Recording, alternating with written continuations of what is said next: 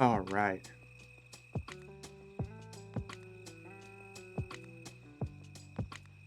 Okay, we're a little bit late, but we're gonna get started. Thanks to a little bit of extra sleep.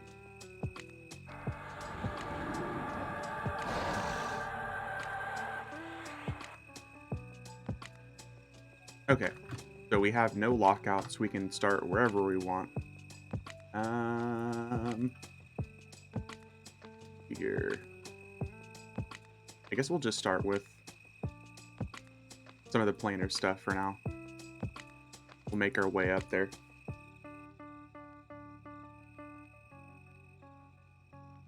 Got a lot of stuff I want to hit today. Oh man.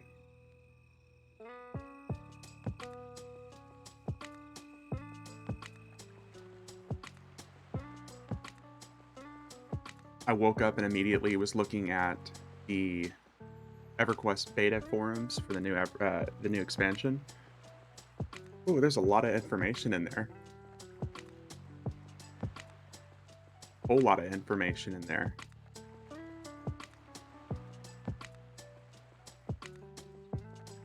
Hey, what's going on, Ominous?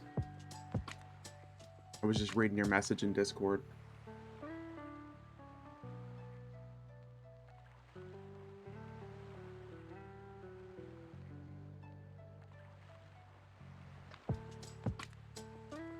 And honestly, I don't know, man. Seems totally useless. Why would you level up your tune as a Shrouded tune? We could just level up an alt on a separate account. I don't know, man. I really don't know. I mean, I love the idea of being able to level up this character as all the other classes. So it keeps everything pretty central to this character. But I mean, what you're saying it's a really good point. I mean, why would you do that whenever you could level up like an alternate account and use that box on that account? I mean, I guess it makes sense for like some of the true box servers, but how often do servers stay true box these days anyways? It's not like you can buff your main tune or anything useful like that. Yeah.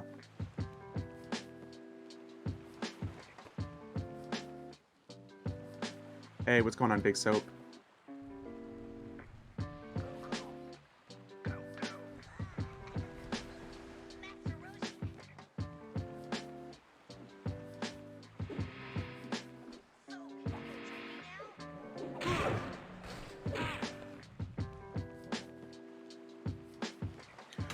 Oh man, I'm still waking up. Need to get me a big ass cup of coffee.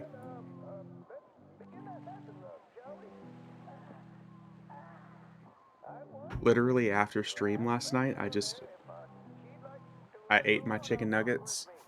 I laid in bed and I slept until like 9:30 this morning. I mean, I could see being able to play a class you have leveled up, help a raid or something, but you lose your main tune, but you could just use an alt for that and have access to both tunes. Yeah. I look at it like this. I think, to me, like I said, it seems awesome because I'm such a altaholic anyways, that if I can do everything on this tune and keep all the flags for it, for like the rating content and stuff like this that I do on weekends, it's going to be super beneficial because it'll actually make me want to invest the time and effort into getting these flags, which is still stupid, by the way. I think that they should just remove all the back flagging from everything like level 100 and below, but it actually makes me feel like it's worthwhile. But that could be circumvented by just removing the old school flags and stuff like that. But for like Tower of Frozen Shadow, all the other keying and everything like that, it also seems completely counterproductive to what they're doing on Oakwind. Imagine they roll out alternate personas to Oakwind. Altaholic word of the day. Hey, what's going on? Hulk, how you doing?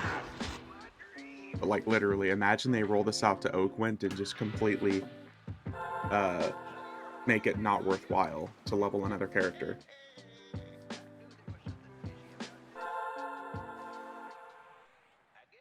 Maybe they're adding something we're not thinking of. That's what I'm thinking, ominous.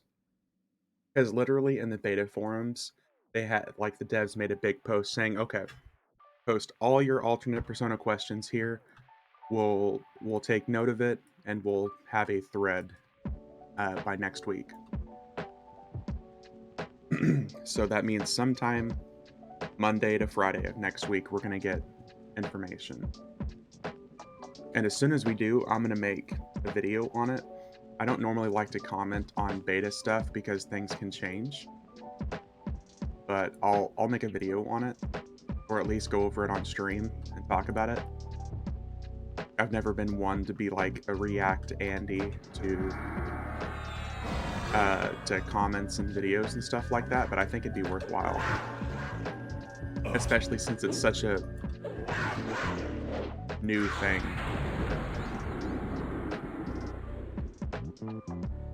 Damn it, still no Druid Scimitar. You guys dropping everything but the stuff that I want.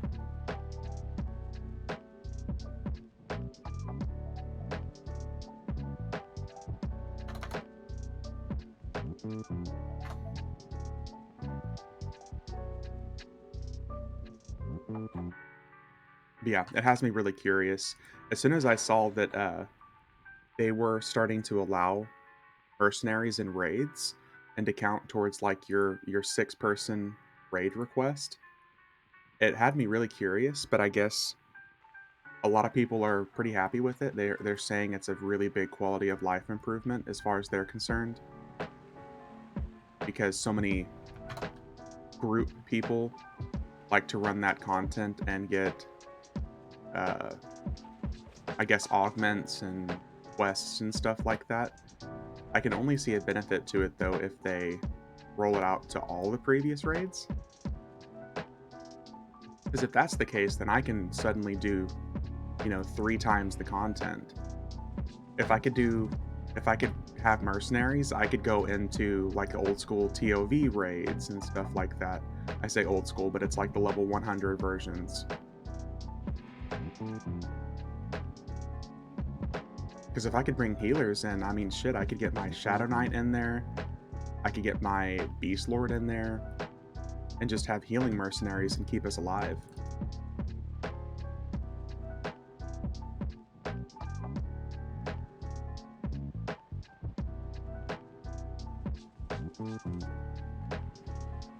But yeah, I'm sure they're doing something that we haven't thought of. Because I know, like I said, the last time they did something that was really controversial like this, it was the first to encounter things on Oakwind. And a lot of people were like all up in arms saying it's going to be the worst thing ever. And I honestly enjoy it.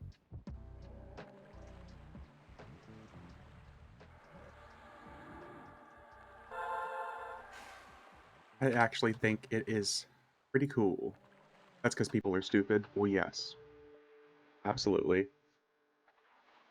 If you ever want a really good laugh, if you don't go to the EverQuest forums at all, do yourself a favor and just go to the EverQuest forums, because you're going to get a really good laugh. I think everyone who was talking shit about first to engage quickly changed their mind. Oh, I know I was one person who did Big Soap. I was immediately like, oh, it's going to change everything. I don't know about this. What's on the kill menu this morning? Basically everything. Big variation. I think we're gonna hit some stuff that we don't always hit as well. I'm thinking about booting up a couple extra characters and hitting uh some more 6-man stuff. Me included, I'm good. It's a good thing for the game. I'm loving it. Oakland, yeah. And I said this before, and I'll say it again, but I think the 25th anniversary TLP that we get is going to be a culmination of like the last 3 years of TLPs that we've had. I bet it's going to be heavily achievement based, like Vaniki. I bet it's going to be first to encounter and an evolving server rule set like Oakwind, and I bet it's going to be free trade and chaos loot like Mischief.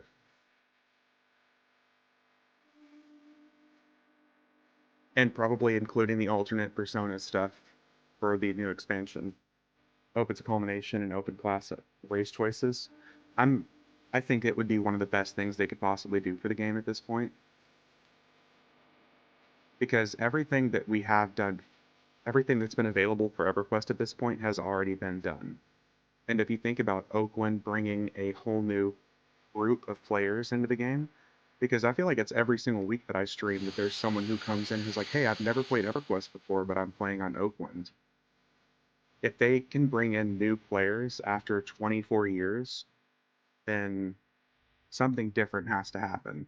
They need to keep, not necessarily pushing the boundaries, but they need to keep doing new things. Because a lot of us old EverQuest fogies have done basically everything that you can do. So if you keep losing those EverQuest people, then you're going to have to start replacing them with some new blood.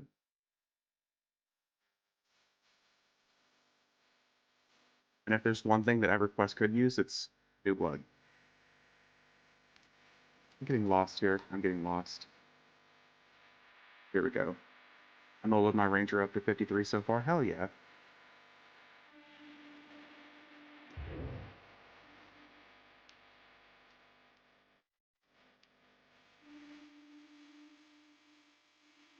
Nice, nice. I'm glad the Ranger's going good.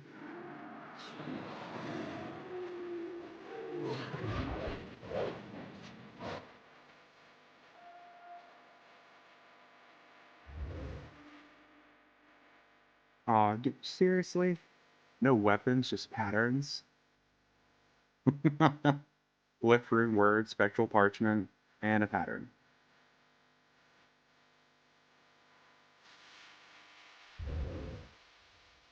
Hey, what's up here? How you doing, man? Question for my fellow ever crackheads since the UI update. Does anyone know how to increase the font size in the hotbar clickies? Yeah, here. Uh, just right click the hotbar, go down to button size, or are you just saying, like, no matter what, the font is too small?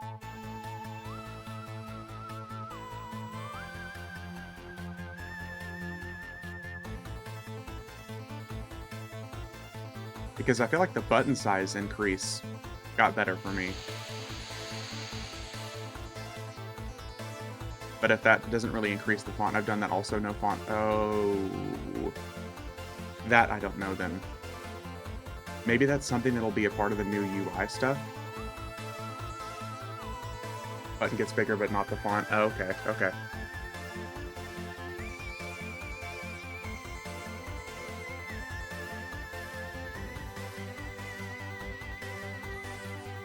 In that case, sorry, I'm really not sure. I know that they've moved over a lot of new stuff, new parts of the UI to the new UI settings. I don't know if that's going to be one thing that they're changing. Oh, good, figured I'd ask. Yeah. I definitely don't know, but there might be somebody else out there. You might post on the forums about it. Because there's usually at least one or two helpful people before the whole topic derails and it's people talking about how bad the game is. People have been complaining about it in the EverQuest forums. Hopefully it'll be... Oh...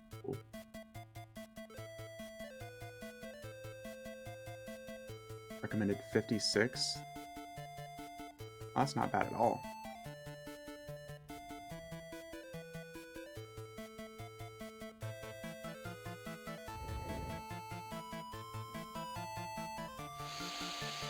Yeah, it's been a good time. Like, anytime I need a really good laugh or a pick-me-up, I'll boot up the forums. So much negativity on there in the Discord, I try to avoid it. That's a good idea. And it's funny because it's usually just like 3 or 4 people that are incredibly negative for little to no reason.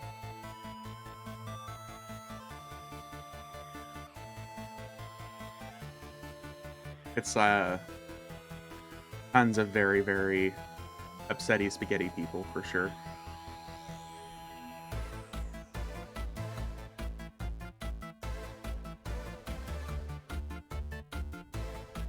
Trolls, it's a lifestyle for some people, yeah. It's always the same people over and over again, yeah. It's always the same, like, box crew people who are like, "Everything is ruining this game. Why can't I just do whatever I want to whenever I want to?" Blah, blah, blah. It is definitely a lifestyle for some people. I don't care about anybody else, I just want the game to be easier for me.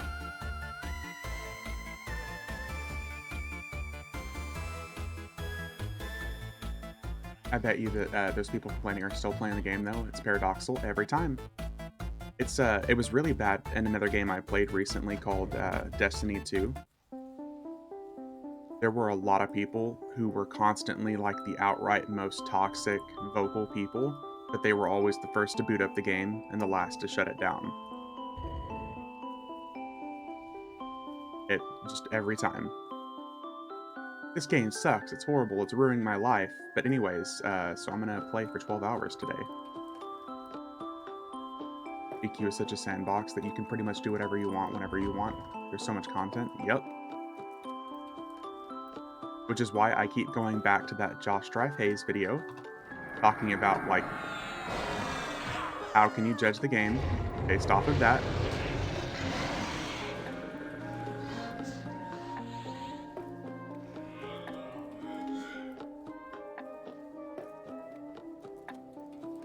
But anywho's, let's see here, what do we get?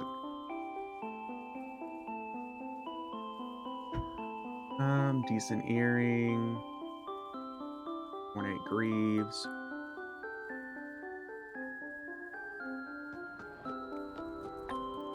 Why it's called EverQuest, it's never ending. Yeah. I mean, here we are about to celebrate the 25th anniversary.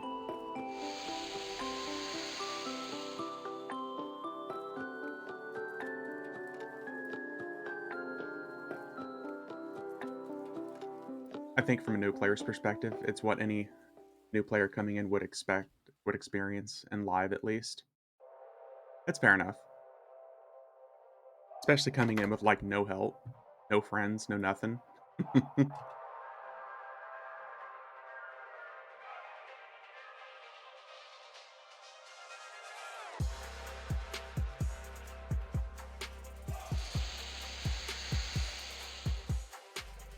I just wish that he would have maybe collaborated with somebody, or at least a group of players, to get a more honest and truthful perspective, because a lot of the stuff that he said about anything knowledge-based was completely wrong. But his like perspective on the game as a new player definitely is still valid.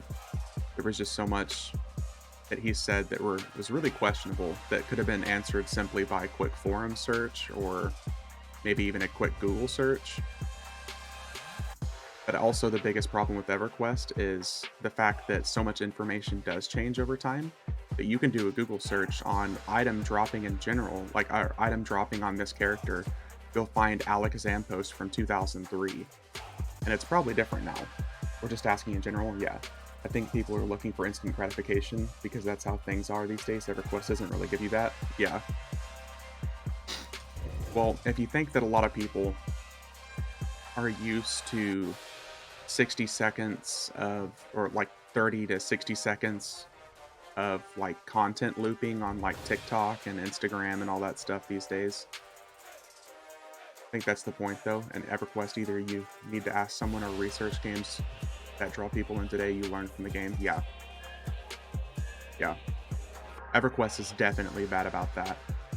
And the hero's journey that was dropped in what, 2006, and here we are almost, 17 years later.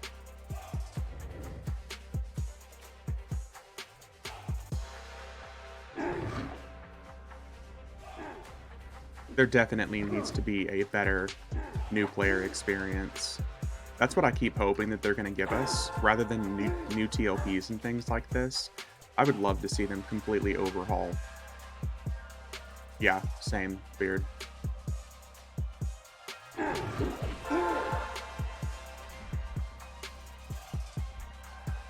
something just completely redone. Oh, that's not bad for level 62.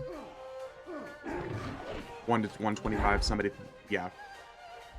Even just something from 1 to 100 with the heroic characters, so that by the time you are level 100, you understand what you're looking at with 4 hotbars full of abilities, combat effects, AAs. Especially with all the new alternate personas coming out, yeah. You're saying when I'm trying to find the best gear setup in my tune in D4, I don't have to tab out and research gear that there is. That's also true. Games like D4, and which is funny because D4 is like the easier version of Path of Exile, and Path of Exile gets really deep. Like, you need spreadsheets of details in games like that. Every game you have to look stuff up. Remember the great player manual that came with the 99? None, go explore. Whenever I was moving, I found some stuff in boxes that I had just in my closet, that I found the original EverQuest trilogy set that I thought I lost. So now I have 2. I have one that my buddy gave me, and then one that I have. I have the original Planes of Power, the original Legacy of Ikisha, the original Lost Dungeons of Norath. I have a book as well that came with one of those. I have one of the original Therian of V figures. I think there was a map of the, yeah, yep. I think in one of those, I don't have that one. I think it was Kunark or something that came with that. What was the last X-Pack that they did a boxed CD version for? Depths of Dark Hollow? Maybe Prophecy of Ro? I feel like from then it was all digital. It was real early on in the game's lifespan. But that was also because everything else stopped doing digital at that point too. Because if you think, I think even World of Warcraft, like Mist of Pandaria, was the last one that really had a box there. And that was in what, 2012? Bought a giant map of EverQuest off Amazon a while ago and it's hanging on my wall. Oh yeah, I've got, I had one that I found somebody on eBay that would do one custom for me, and I have this massive like 7-foot by 4-foot EverQuest picture. Titanium, yeah, I think EverQuest Titanium was the last, and that was the big bundle. No, I had a pop CD. Can't remember after. Yeah.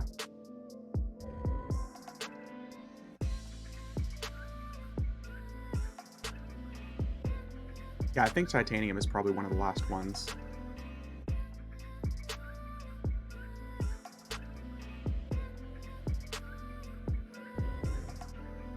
I have like 50 Titanium box. Ooh, we got a collector. You wanna hook me up there? No, I'm joking. You wanna have 49 instead?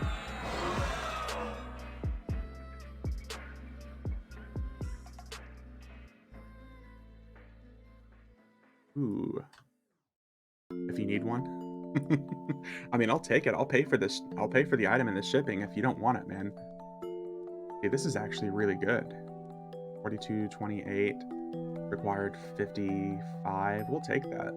I pretty much never hit these guys unless it's fabled. We'll take the wand as well.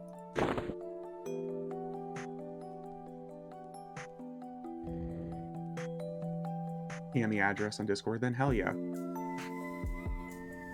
I will definitely take one. Stuff like that. I'm getting kind of a nerd room set up so I can finally put this stuff on display. I don't know if any of you guys have seen No Mercy stream EverQuest. He's got like my dream nerd setup room. Got a whole bunch of Power Rangers, EverQuest, like a really cool gaming room set up.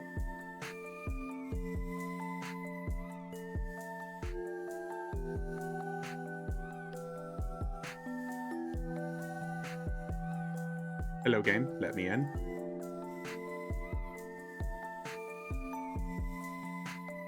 There we go. Oh, it's just server lag. Okay.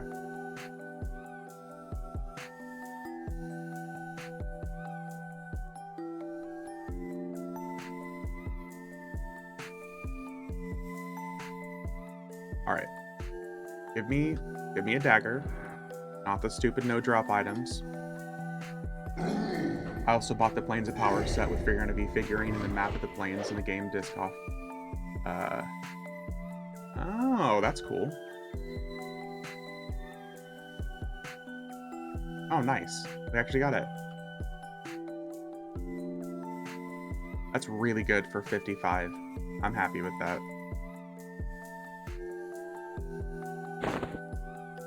And the backstab percentage damage, and it looks really fucking cool. And we got the mask. For once, he didn't drop the stupid no-drop stuff. I'm happy with that.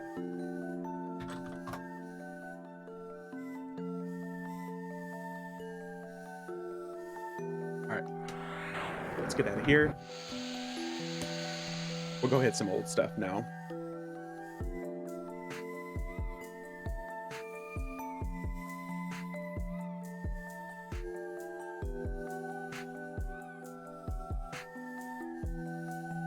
Yeah, kind of teetering back to the alternate persona stuff I was talking about earlier.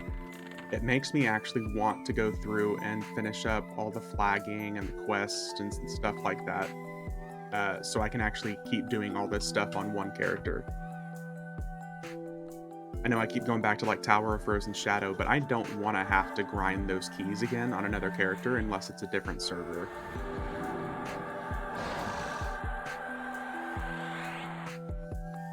And if I can just not, that'd be great.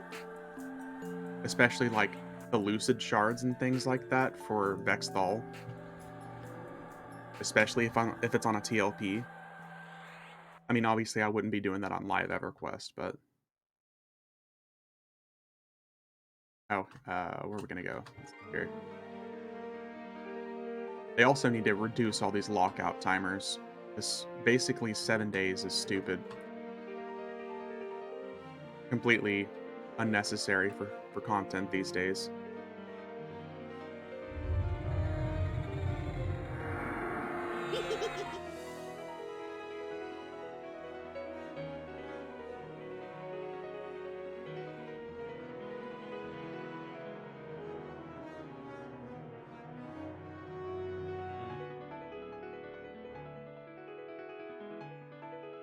Yeah, we'll have some answers on that front soon, at least. Mercari is an awesome app where you can buy new and old everything, old toys, figurines, they have everything, even old school EverQuest stuff you can't find anywhere. I'll have to check it out. I don't think I've ever heard of it.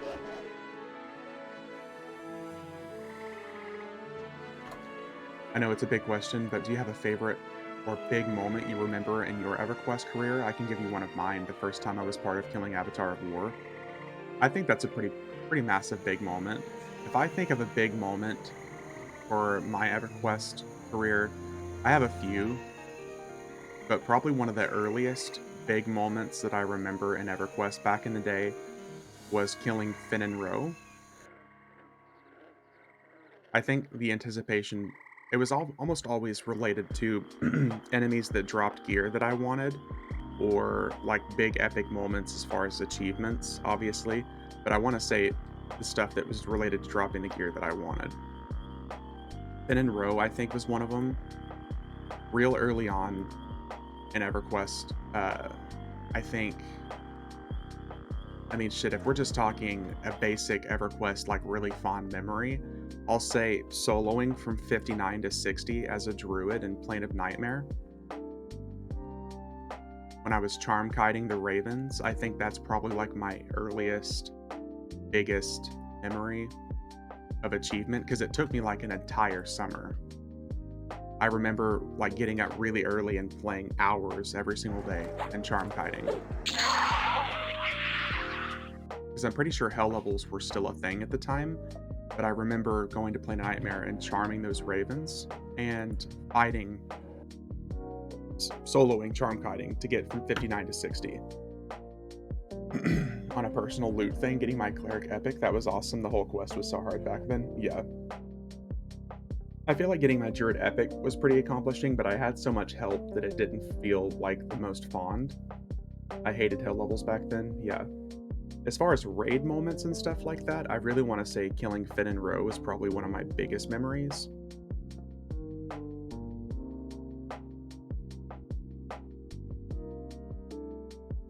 I remember, of course, uh, hitting like Temple of Ishin and hitting a lot of those raids and things like that, but there was constantly so much going on. And I feel like I'm kind of opposite to a lot of other people. So many people think that the raiding content was always the best content. And I'm kind of opposite because raiding has always been pretty damn boring as far as I'm concerned. Because it was a whole lot of waiting. And as a kid at the time, I'm talking I was like 12 or 13, maybe even 14. Sitting and waiting was like the worst fucking experience for me. Doing this stuff and killing the things, however, that was awesome. Actually being in the moment and fighting stuff, I think, was pretty cool. But a lot of my fondest memories are like solo things. If not solo, then maybe group things, because it was constantly getting from point A to point B. Raiding literally just felt like, okay, we're doing something. Now let's wait on the moms and dads. Ooh, skip. No, I'm not listening to rap. It was like constantly waiting on the moms and dads to get back from whatever they're doing so we can kill the boss. That's what raiding felt like to me. Not a huge fan.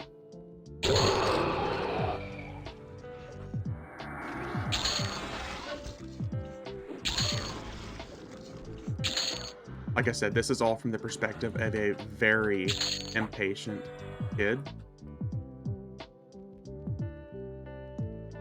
Mine was group chatting with people, making friends. Raiding was fun, but it's a different beast, yeah. Let me escape. Damn it. They always come back with casting. I fucking hate doing this without a mercenary to go kill shit, because now we're just getting spammed from literally everywhere.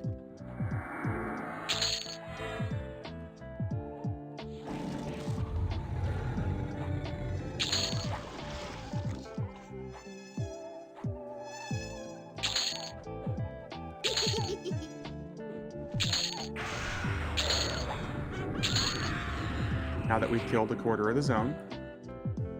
Yeah, but that's pretty much the same here, Hulk. A lot of my stuff, a lot of my favorite fond memories were like group content, solo content. Very rarely would I say like the biggest epic moments of EverQuest for me was raiding.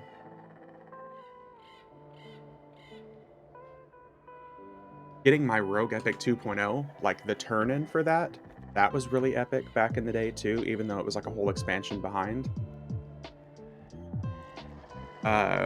Killing Overlord Madamiram, I would say, was probably pretty up there.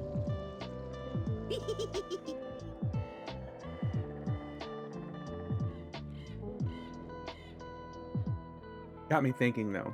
I'm trying to think like what is the top moment for me. Being part of the world first Quorum kill. Oh, I can imagine that was epic.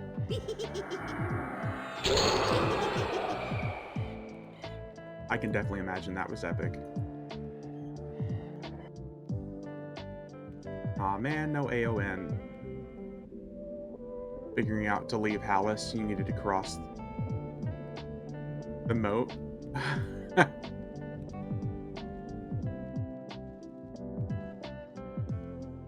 I can imagine being a part of like the world first kill was pretty cool. I wish I could say it was something like really renowned, like Waking the Sleeper or something like that, but I never got to experience anything like that.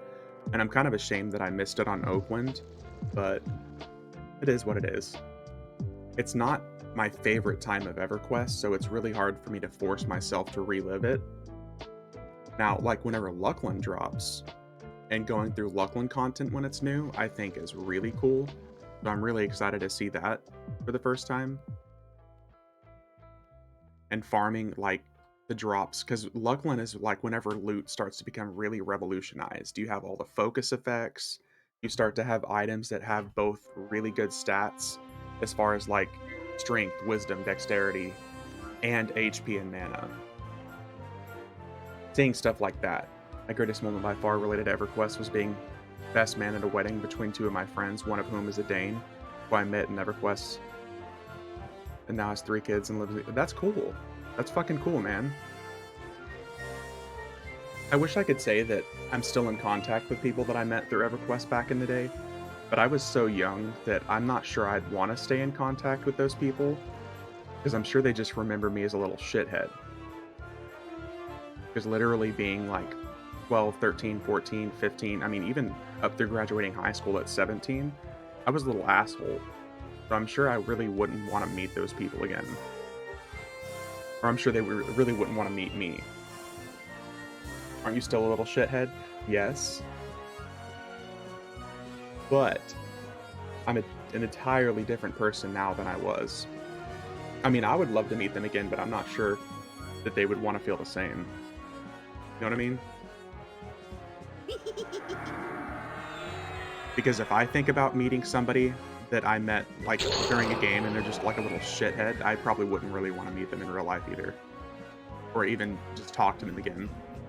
I'd be like, yeah, you know, during the game 20 years ago was enough.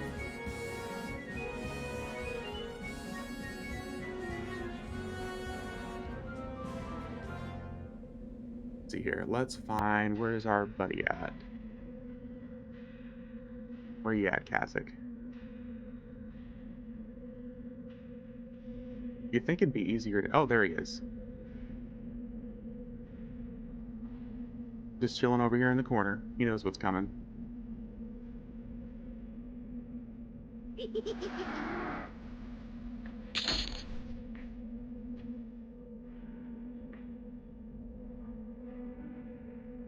Alright, what do we get? We got a belt.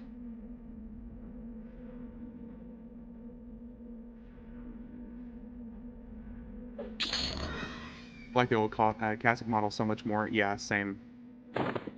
I get why they replaced it, because in the EverQuest canon, he's dead now. But one of those things, you know what I mean? It's along the same lines of wishing that we could still have the old Freeport or the old Common Lands.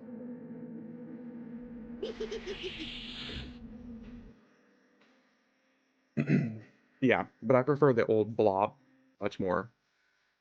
I feel like he had a whole lot more personality.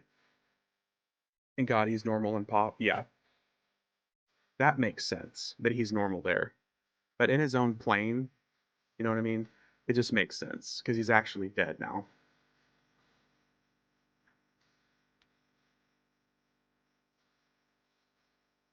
I'm sure at the time it seemed like a great idea because they were like, aha, it's canon now. So,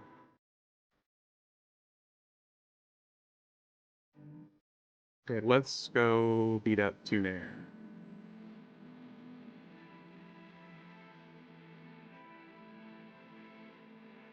Well, we know Woshi isn't up because he attacked me yesterday and bit the bullet. Ooh, what is this? We have that one, we have that one. I have all of that, no thank you. Yeah, the poor guy made the mistake of attacking my Beast Lord and got beat up by my pet.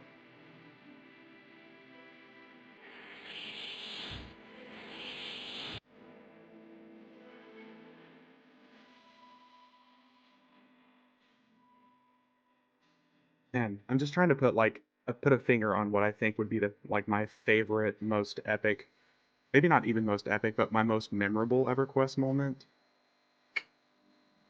Hmm.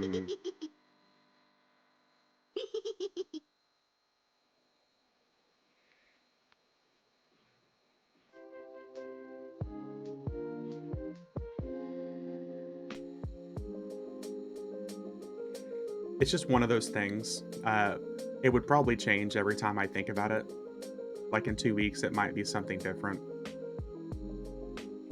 The best thing I can think of describing it is like one of my favorite TV shows is Supernatural, and like the two main characters, the two main guys that act in it, every time at conventions they're asked what their favorite episode is that they've acted in, and it's always different every time. Being killed while in fish form by a wolf. What? Games were hilarious back in the day. They were so active and involved. Yeah, that stuff was really cool. Real question is, what was your worst, like, dying in Ukwa for weeks on end? Uh, mm, worst memory. Worst memory, I can already tell you. My worst memory at the time, me and my brother had a rogue that we played, and we were really not knowledgeable at the game. We weren't good geared. One of the worst memories ever was having a guild leader make fun of us and out of character for looking for a group. Me and my brother both were like, we said we were LFG, and like the dude that was the leader of a guild making fun of us and how badly geared we were and out of character chat. I think that, like, I can instantly put a finger on that. That made both of us feel horrible. And I'm pretty sure that was like one of the turning points for like my brother and just deciding that he didn't really want to play the game anymore, because World of Warcraft dropped around the same time, and then he just quit and he started playing WoW instead. And it was like one of the top end guild leaders too. The guy was just a dick for no reason. I just happened to be the guy that he was making fun of at the time. I definitely think that that's probably it.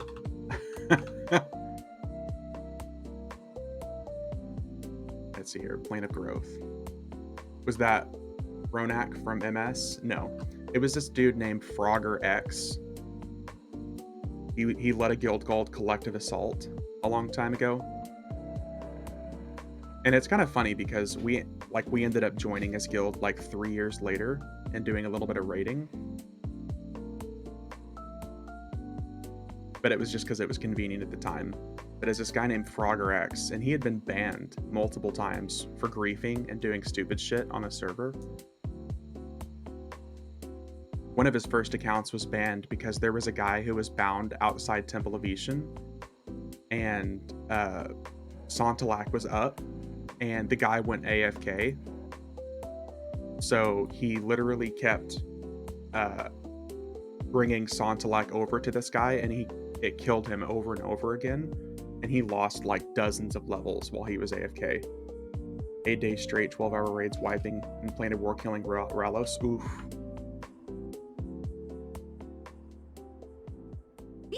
Yeah, that's pretty rough.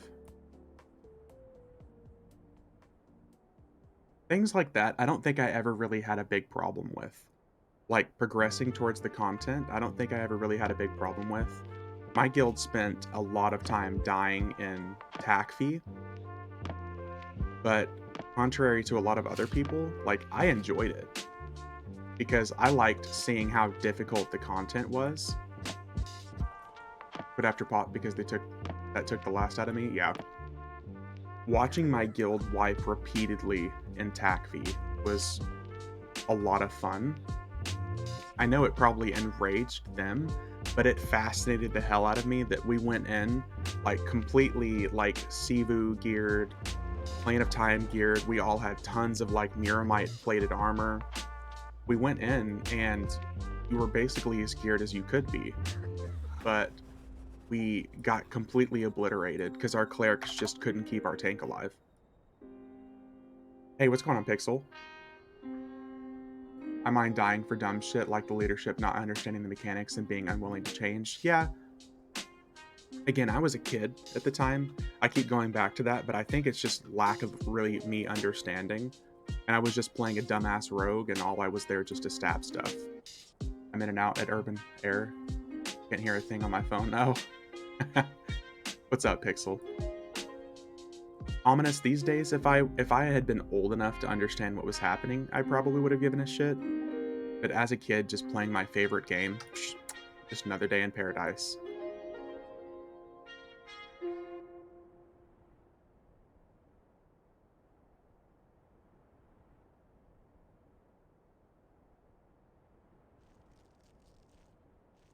Them in person or in game. So many toxic people. About owning them, not what they do. Yeah, true. True. He was one of the most toxic players in EverQuest history. Sad to say, there still seems to be a lot of those. But thankfully, I hardly encounter them. Okay, so we beat up Tunair, Kazik. Here, where do we want to go?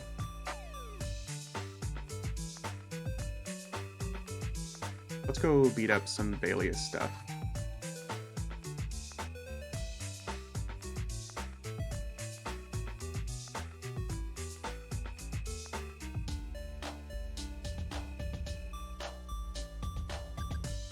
I will say, probably one of my favorite earliest memories, like one of the first guilds that I joined, was this guild called Guardians. It was Guardians of the Light. It was either Guardians of the Light or Guardians of Light. Me and my brother joined them on our perspective characters. I was a druid at the time and he was a rogue. And they were really nice. Got to know some really good people in that guild. And like raiding that we did at the time was like it was ridiculous stuff, like going to Skyfire and just killing enemies for spells. That was like raiding. And of course, that's like 2 expansions behind. Nathaniel Mars server forever. Yep.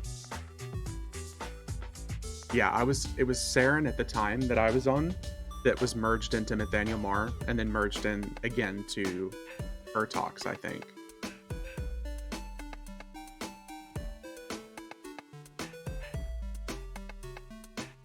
Yeah, some of the guilds, like the Black Sun at the time was the highest, like one of the highest in raiding guilds at the time. So we're talking like circa Luckland.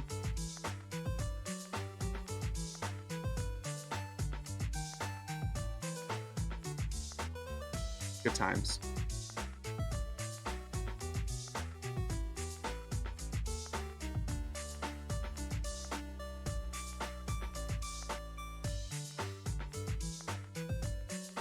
Oh, somebody even said it in general chat. So is Chrono selling dead until the next expansion drops when people come back to try it?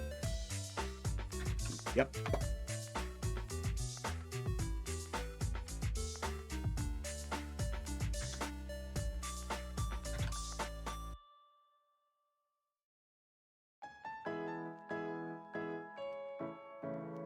I think another reason a lot of Chrono is dead is because people haven't been able to sell the gear like they normally could.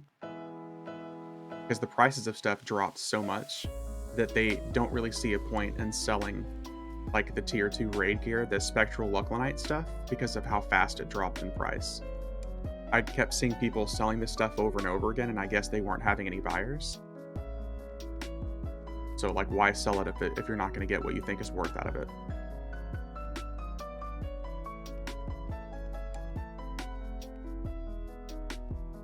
But like this time last year, the Lucklanite coagulated stuff was selling like hotcakes. And with the EXP, like the level cap increasing, I guess there's just really not much of a point.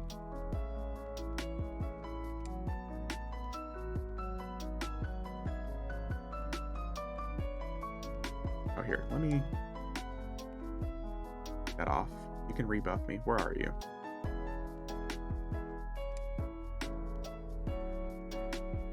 It's natural people wind down before new expansion, so less people playing, less items coming in the market. Yeah. And I think it also comes down to a good chunk of the people that would normally be playing on Furion V are also playing on like Oakwind. So like, yeah, they'll sell again for sure. Once Lorian's song gets here, for sure. And I know I mentioned it earlier, but it's funny that they're allowing mercenaries into raids, at least counting towards your 6-person requirement. I remember back when Valius just came out, the top guild on Bristlebane awoke in the sleeper and he was going around from zone to zone killing everyone, and the GM had to step in and put him in Sleeper's tomb zone. Oh, that's cool. I remember, like, at the time, he was basically, like, he was supposed to go on a rampage from Sleeper's tomb to, what is that zone? Where Yelenak is at? Wow, I just completely drew it. Sky Shrine.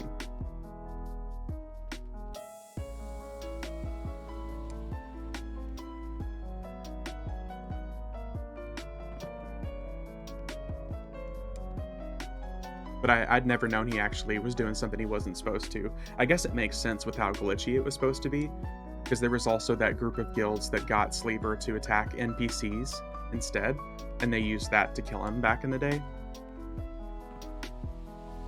That was like one of the biggest problems people talked about. That's how they managed to kill him, because he was doing unintended things.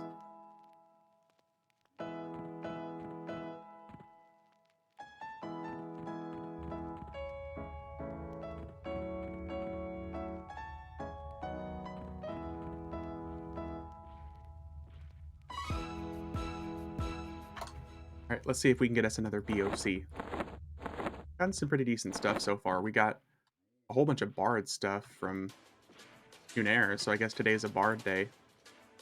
Maybe we'll finally get another Song Blade and another Rapier of Somber Notes.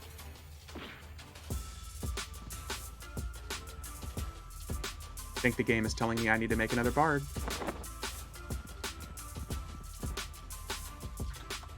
That's already a thing.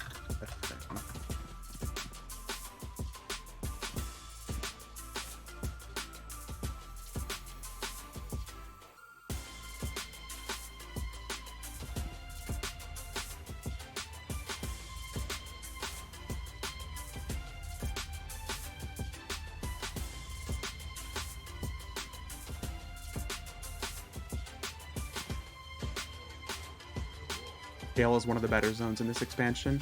Honestly, like the Dragons versus Giants thing I thought was so fucking cool. Between Temple of Ishan and Kale, definitely.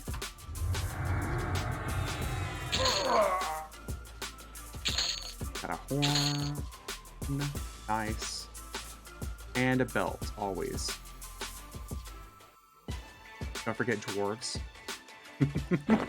Everyone forgets about dwarves. Are they really that important? We all know the only thing dwarves have ever done that's good is the fact that they barrel roll whenever they jump.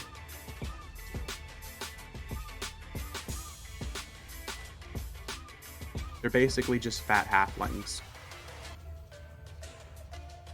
Dane gave good head. True, he did.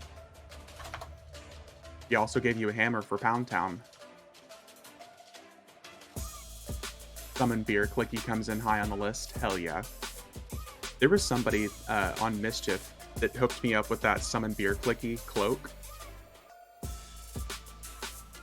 So I got one of those sitting on my rogues on Mischief. Need to download Lorian Songbait and have a look around. I think you'd probably enjoy it.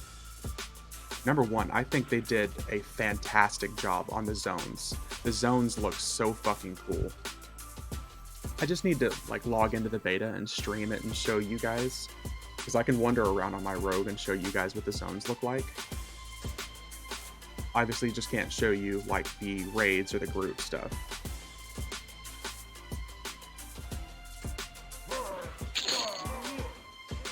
It looks really cool. I see you're down with the guild hop. Yeah. Especially as a low-level character. Do you know if it'll work for low-level characters, too?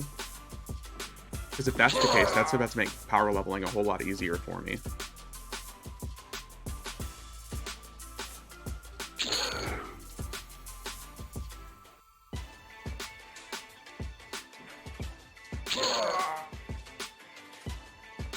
I'm all for it, man. Don't get me wrong.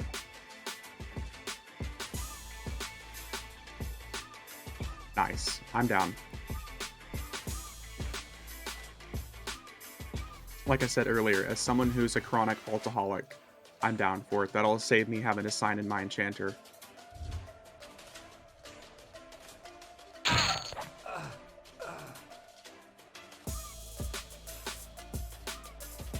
Hey, Swift Blade.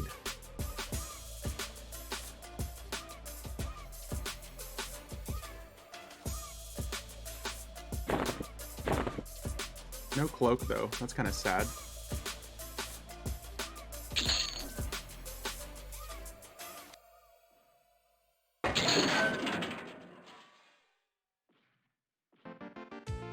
Okay. Give me Blade of Carnage. EOC. EOC.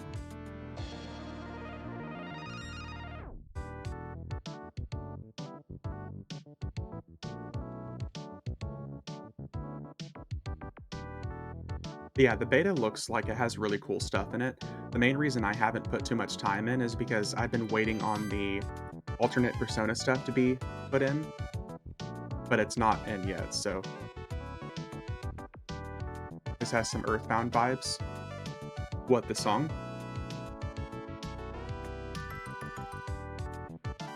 Bark in the hall when I'm not playing them, working the enchanter now. What else would you... Oh, dude, that's good. Druid, Beast, Mage, that's cool. An enchanter. Oh, yeah, the song, yeah. This DJ Cutman that does a lot of the music I listen to on this playlist, really, really good. This BOC Self on FE and Morning. Hey, what's up, Point Break? I'll show you. Blade of Carnage. So right now, anywhere from 90,000 to 400,000. I think it's just because prices are down right now, but they used to sell for over 100K pretty consistently. Which, considering the stats on it for a level 1 character, really good. If you compare BOC to, let's do Mace of the Ancients, 2 million for this. Or if you compare it to, here, we'll just do this. Oh, no, here. Warrior.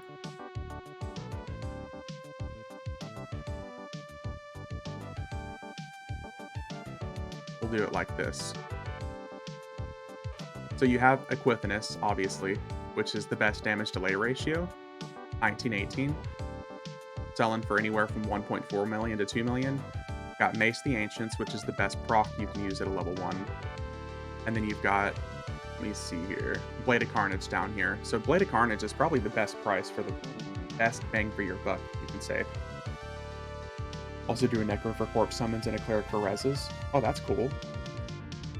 The Reses probably wouldn't be too bad of an idea. I really wouldn't use it because I don't really die often enough to worry about it. Swift Blade is Zek. Let's see here. Swift Blade, 44,000 to 75,000.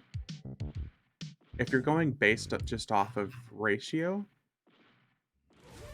you're going to have the Twisted Steel Bastard Sword. I guess it's two-handers, so that doesn't really matter. I would say, obviously, Mace the Ancients. You'll be back. All right, Pixel. Mace the Ancients and Equifinus are obviously two of the best. But for the price, Blade Carnage is really good. Feel like a fool. Just found the offline option. Thanks for the head. Someone in general chat just asked if the new expansion is going to bring offline Bazaar selling.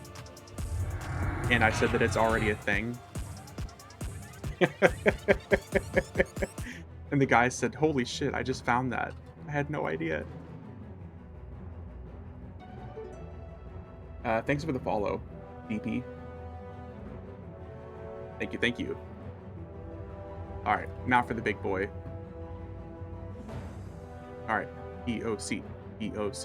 You have BOC and Swiftblade on Warrior right now? Nice. Between BOC and that other weapon that drops from Luckland, I can never remember what it's called, but it's like 1317. Those two weapons are so good for a level 1 warrior. Aw, man. Well, you definitely didn't need this stuff, but didn't say the magic word, no BOC. Hey, I found that saying please almost never works for these guys. They're just rude.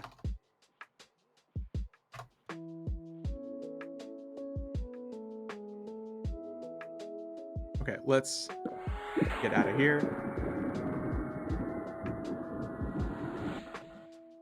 Damn.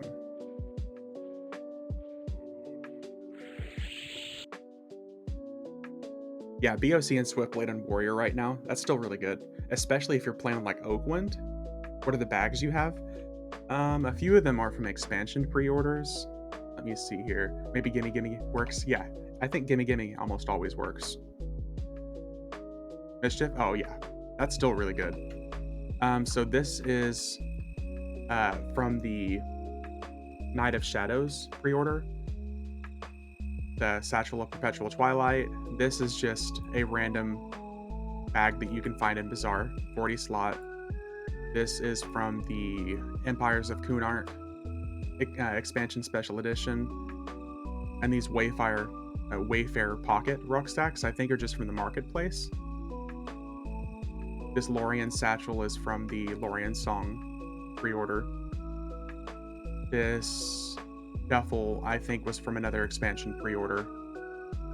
Most of these are just bags that you can get from in-game, though. Like the tan battle-worn sack you can buy from the... God, what is that expansion called? It's the one with all the Afrides. Like the group currency that you get through those Afrides you can buy. The stuff that this guy is from. Just completely losing my mind. 42 slots. I remember when Raid Bag was 12 slot bag. Oh, they're much higher. I think they're up to 48 slots now. I have some pretty small bags, comparatively speaking.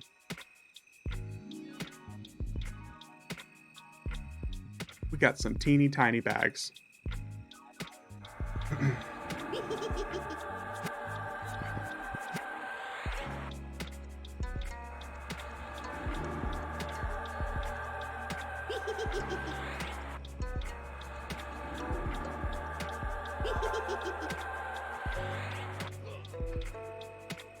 Okay. Let's see here.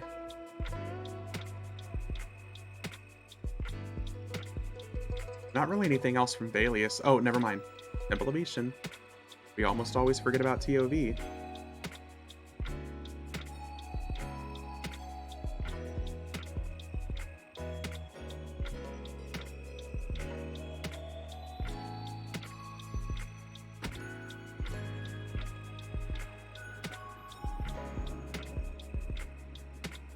Came back a few months ago and had all 10 slot bags. Yeah, Xylem. I mean, you're really not that off, especially if you're using the Merchants perk that gives you 2 extra slot bags, 2 extra slots for bags anyways. I mean, having basically 100 slot for items is still pretty damn good. You really don't need a whole lot more than that unless you become a avid collector anyways. Or I guess maybe if you're a trade skiller. Or if you're just a hoarder, let me just say that instead. If you're a hoarder, then you have a problem. And I know the problem. But with the Merchants perk that you pay like an extra $2 a month for, you get an extra two bag slots. And then if you change all those bags to 40 slot bags, then you have a whole lot of space. How dare you forget TOV? Yeah, I can't believe I almost forgot that. Kind of surprising.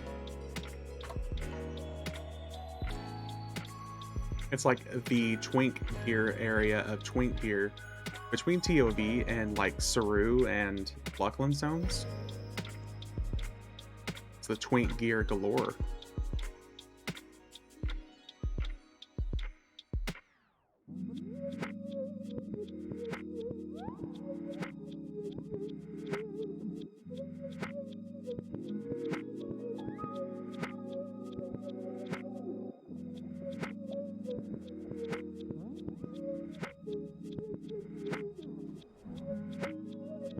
If one of those sirens ever actually managed to charm me at level 120, I would be furious.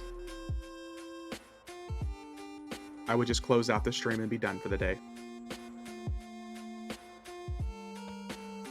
Oh, there's people. People. Oh no, it's the same. I think that's the same guild that I saw doing, that had all the macro questers there last night at Geldric Hall. And TOV faction armor looked the best, but Sky Shrine had the best stats.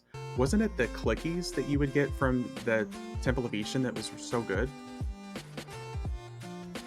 Like, I remember the Druid arms that you could use Drones of Doom at level 1.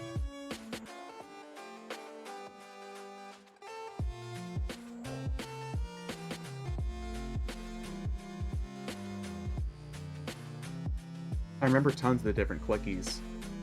Because it was all supposed to match like the rest of the armor set that Kunair dropped. Because in Kunark you had the clicky items that all required 45, and then Tunera dropped items that you could click at level 1, and then the clickies that you could get on the rest of the visible slot armors like would level out with the rest of the set.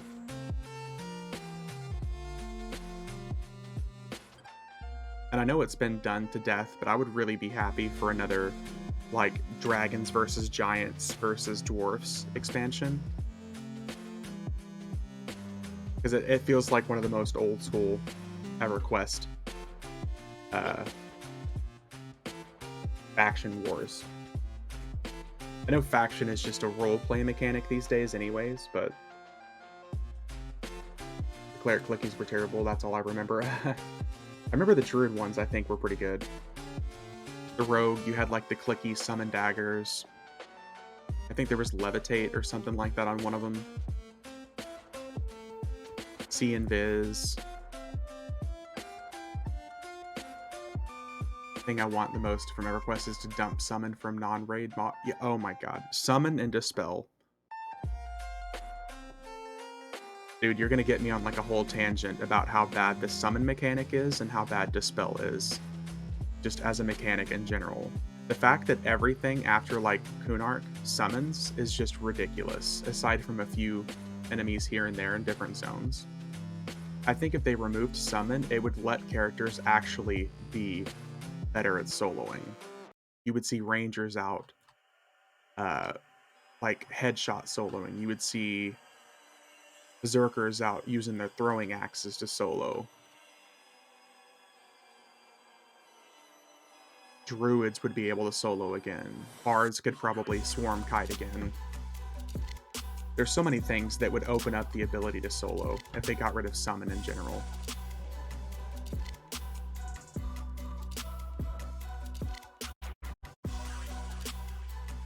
There's just so many better ways to handle the mechanics these days. Like, it doesn't even happen in other games.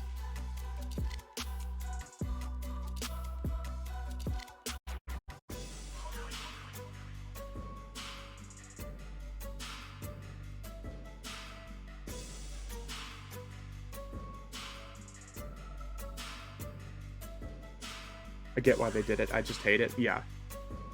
Or summon should have diminishing return of 4 summons you're immune for X minutes, yeah. I love coming in here as a frost giant. Because the graphic always freaks out and makes me an actual big boy.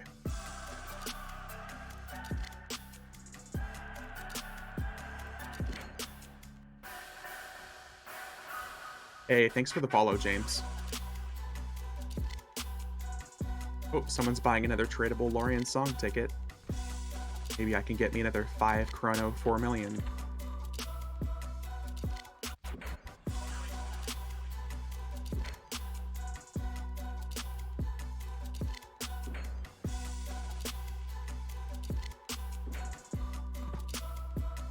Here we go.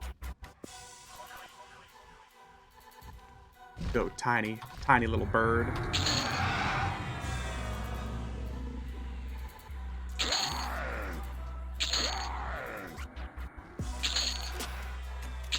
This is why I bring a Merc in with me, and I just let him destroy. Rolls main tank, I'm main assist. Somebody wants to buy the Knight of Shadows ticket? Do I have one of those still? Oh, no.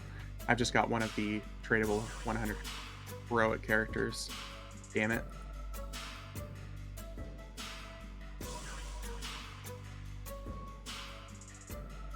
Yeah, moral of the story, don't sell your chrono right now.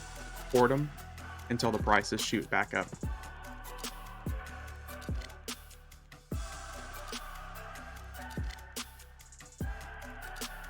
It's kind of tiny now. Kind of looking like Dozakar the Cursed.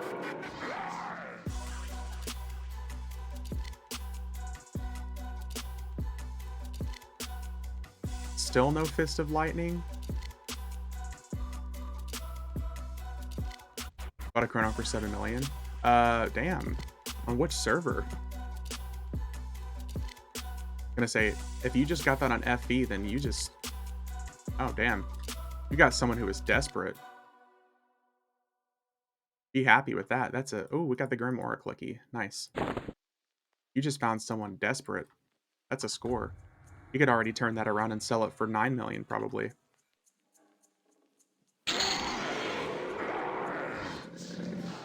Three hammers? Is that really necessary, sir?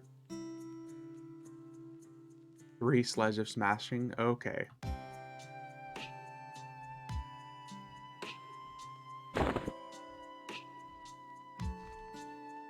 Yeah, you'll save it. Yeah, that's worth saving. Because that's going to skyrocket here pretty soon.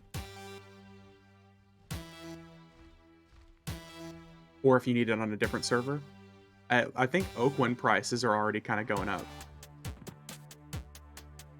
I think I saw someone buying Chrono for 40 million last night before I logged.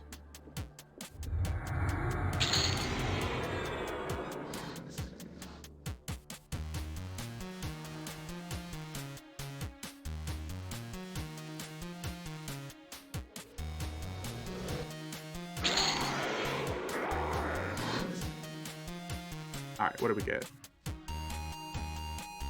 Pretty much the same item as always.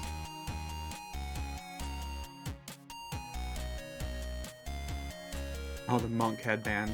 It's immediately replaced by the headband that Ulak Air can drop. Ooh, I think today's going to be an Abashi's day. I bet he drops an Abashi's Rod of Disempowerment. It's been a while since we had one of those. Last night we got pretty lucky and he dropped the robes for our cleric. Gimme, gimme, gimme, gimme, gimme. There we go. You know how it works. Here. I'll say gimme. That's the second dragon in a row that's dropped 3 of the same item. What is the fucking chance of that? Fucking Lord Viam dropped 3 Sledge of Smashing. And then this dude drops 3 Dawn Callers. Bruh.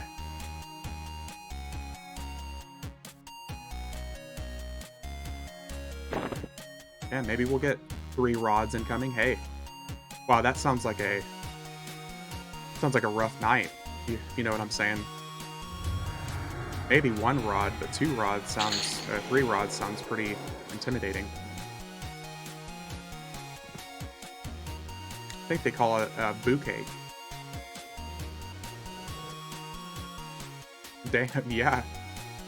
That's multitasking right there. Let's see here.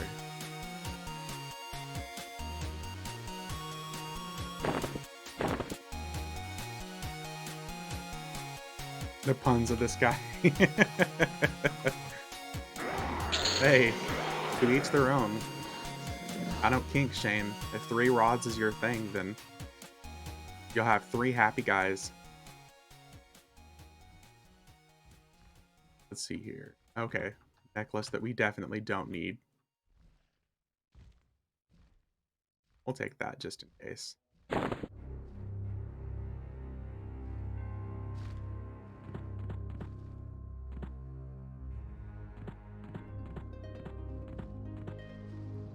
Oh.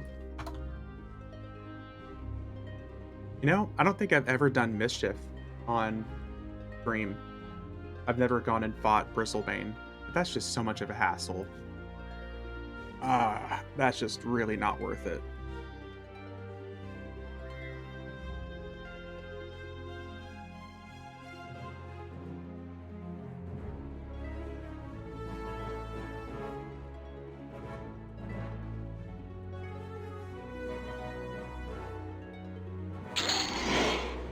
Come on, tiny dragon people.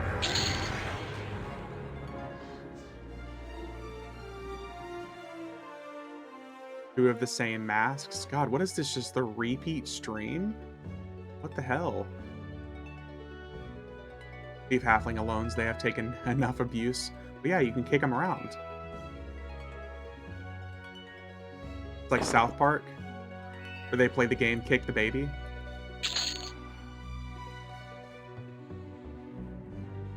It's not my fault that people chose to be halflings.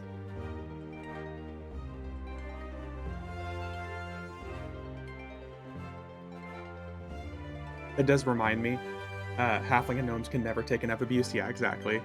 And one of the times that I actually played D&D with some buddies, one of the first things that we did when we were trying to get through a locked door, rather than rolling to check to see if there was traps, I rolled for initiative to pick up and throw our halfling friend through the door. And it worked. You don't have to roll for initiative, you don't have to check for traps, just pick up the halfling and throw it. And it worked. Moral of the story, you don't need a battering ram when you have a halfling friend. Bonus EXP right there. It's really just big brain move.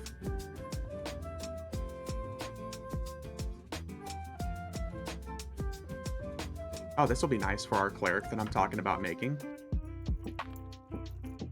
Although we'll probably still use a Mace of the Ancients. A cool thought. And, oh, nice, Baton of Flame. Okay, Baton of Flame, I think we can still really use on some low-level characters. Don't need that. Let's see what that even sells for, actually. The regular one sells pretty good. Look at that. 165 to 400,000. It's no Scepter of Destruction, but it works.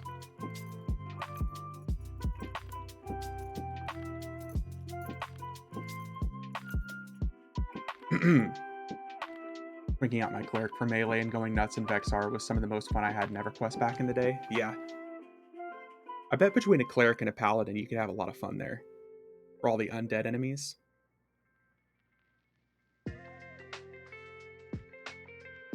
Alright, gimme the Abashi's Rod of Disempowerment. Thank you. Damn it. But we at least got some decent stuff.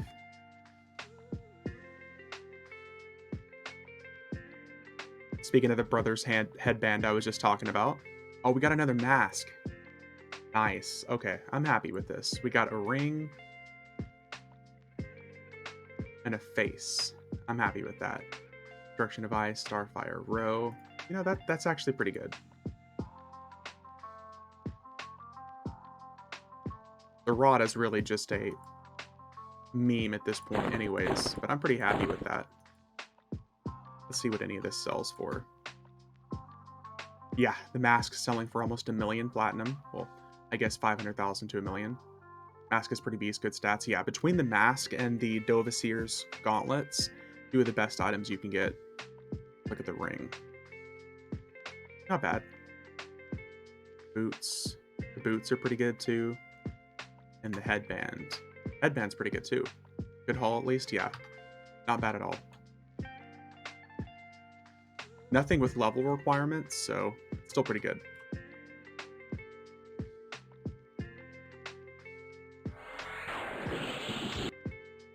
Robe is massive though. Best armor in the expansion for the caster. Oh yeah.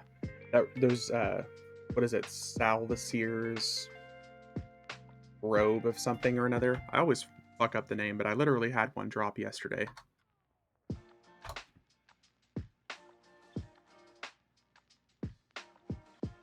Oh yeah, Salvare's.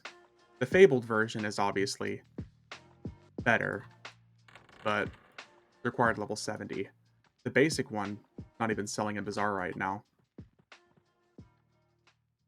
We got one on our Beast... Hey, actually, matter of fact, here. Beast Lord. Yep, I got the regular Robe of Darkness for on my Beast Lord here. Like 3 mana regeneration, 60 AC and everything at level 1. Really good.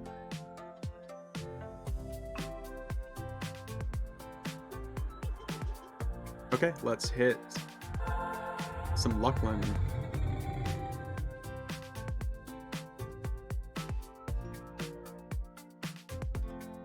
Get us some more twink items. Maybe we'll actually get lucky here. maybe Saru will actually not be a dick and drop the non-level requirement items.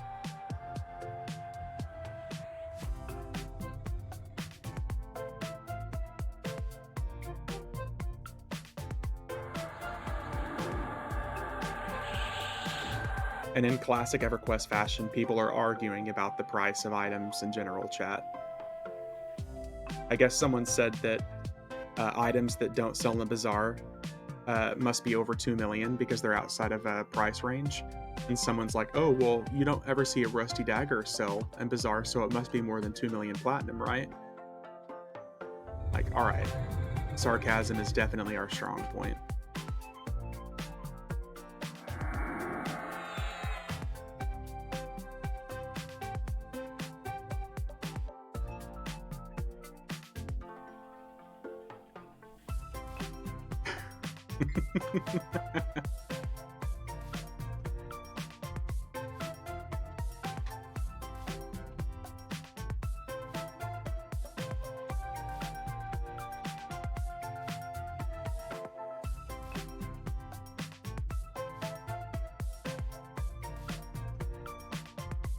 At least the other guy has humor. Yeah. It's funny because like most of the people that still have humor in this game are people that play consistently enough to see how ridiculous some of the hardcore base is.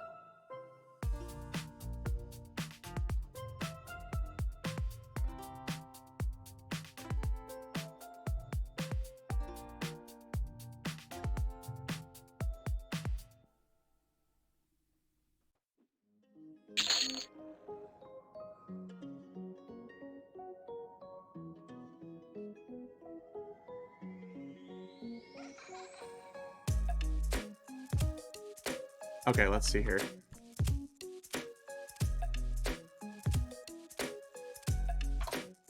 Come on, hook me up, my friend.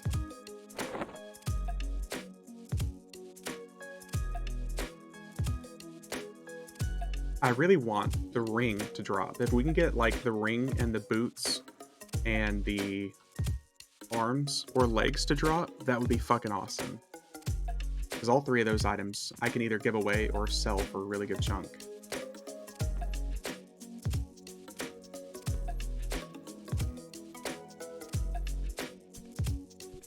It's just like the last 10 or 15 times that we've killed Saru, he just keeps dropping the level required items, which don't do us any good.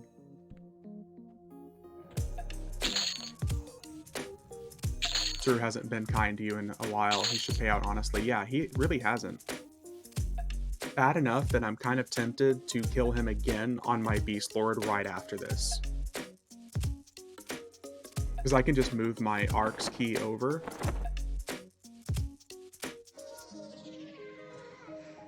And then just come kill him again.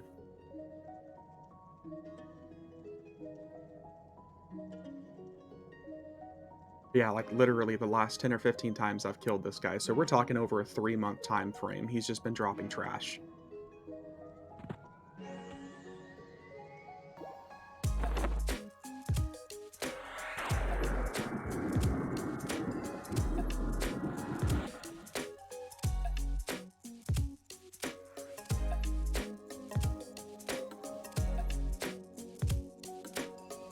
One or two items, I think, in that time. Yeah, like one or two decent items, but just never really anything massive. I think he dropped, like, the BP recently or something. Let's shrink this big dude.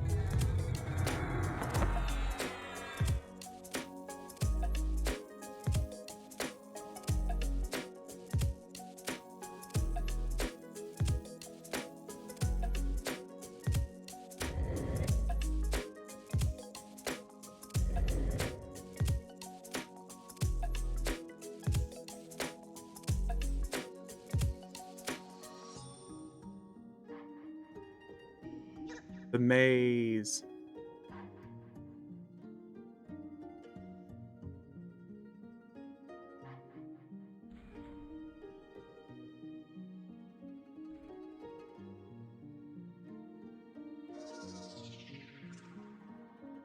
Gimme, gimme, gimme, gimme, gimme. See, I'm gonna try please this time, but if please doesn't work, never again.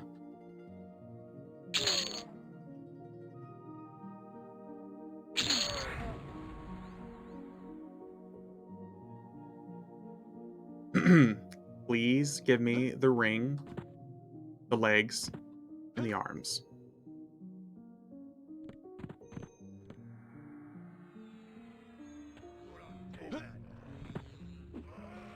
Oh, that's fine. My Merc will just kill him instead. See? Look. Never again. This motherfucker. I guess I... Seriously. Not a single item that we can use. Not a single one. I mean, at this point, the Sword of Truth is more usable than the items that he just dropped.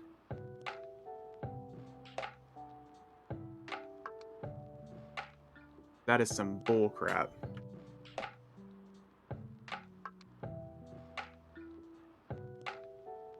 Some actual bull crap.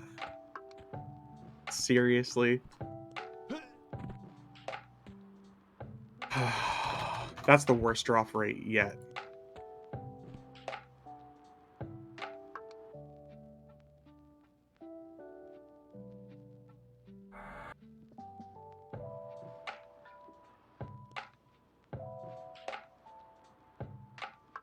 Maybe you have more luck on Beast.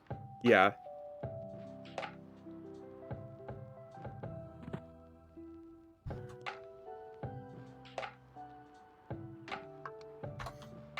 I think we're just going to leave Saru alone for now.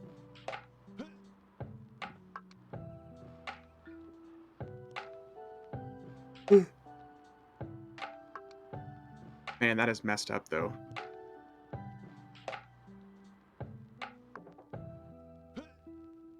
He's gotten used to his rogue and hit his goodies, yeah. He's like a dragon hoarder at this point. He's so used to dying that he just, instead of sitting on a pile of gold, he sits on a pile of, like, rusty daggers. He's like, alright, you want to beat me up? This is what you're going to get.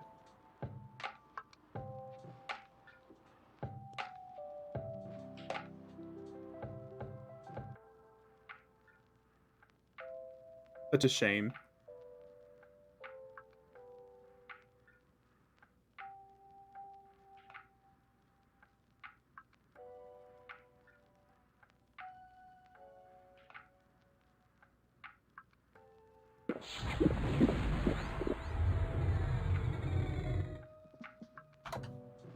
Alright, maybe Vexthal will be kinder to us. Maybe we'll get some illusions.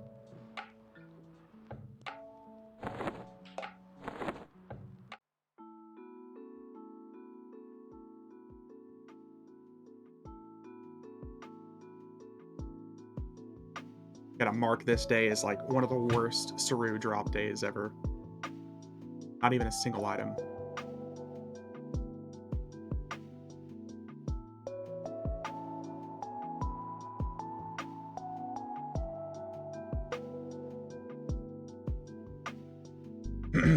At least we get to hear those wonderful blob noises. Exactly.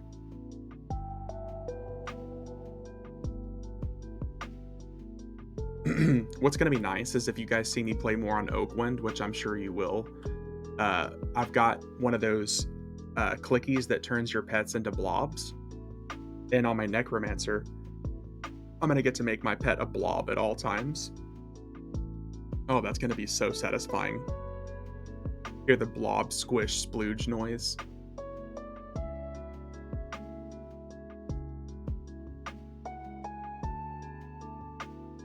Since I can't have the old school Spectre graphic anymore, I'll just make it a blob.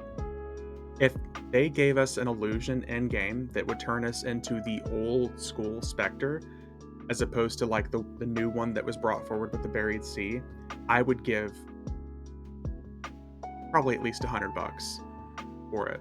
I would either spend $100 on it, or I would spend like 10 chrono worth of items, worth of money to get like the old school Spectre graphic at this point. Because I have the new one. It's the Ifriti Death Visage that you have to go through a big long quest line in the Buried Sea to get. But if I could get one that would make me and my pet look like that, I'd be so fucking happy. It's just one of those things where older is better.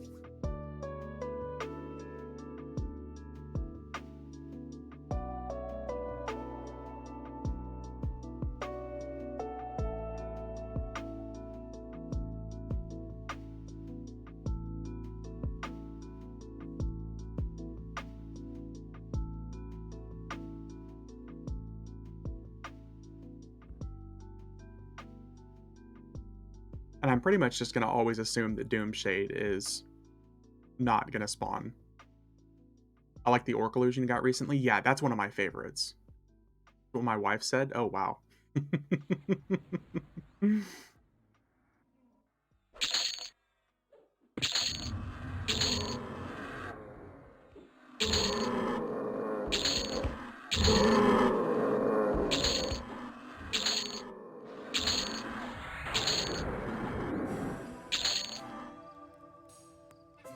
Yeah, I'm pretty much never going to assume that we're never going to get to see Doomshade again.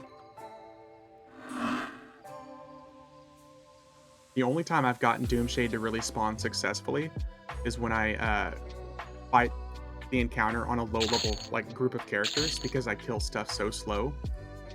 I think how fast we kill stuff just makes it not spawn properly. Let's see here. Let's see if Rumble Crush is up. No Rumble Crush. I always wanted the Human Illusion and Gukton Illusion clickies on my alt Bard, but was never high enough to rate. Aww. Don't you have to kill them all at a certain time? Maybe that's it. I remember that they have to be saying that they're chanting and like their unearthly woes or whatever it is, and then you can kill them. But the problem is even getting your own instance of the zone, and they're saying that if you kill them, it still doesn't spawn. But the one time I brought like 3 characters through, like 3 level 70 characters with mercs, and I killed them slow enough that he actually spawned properly. You know what? While we're here, let's see if Taro and Radir are up. And what I keep talking about, by the way, guys, whenever I'm talking about being excited for Lucklin content, these Disturbed Elysian Remains. These guys. These are the guys that I'm really, really excited to kill. Because they drop Druid armor, and they're level 55, so they're really not hard to solo. They don't summon. But they can drop really, really high stat Druid armor. Let's see if we got any, actually.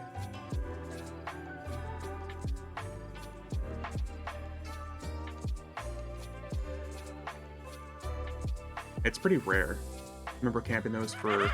Yeah, this is what I'm looking forward to doing on Oakland pretty soon.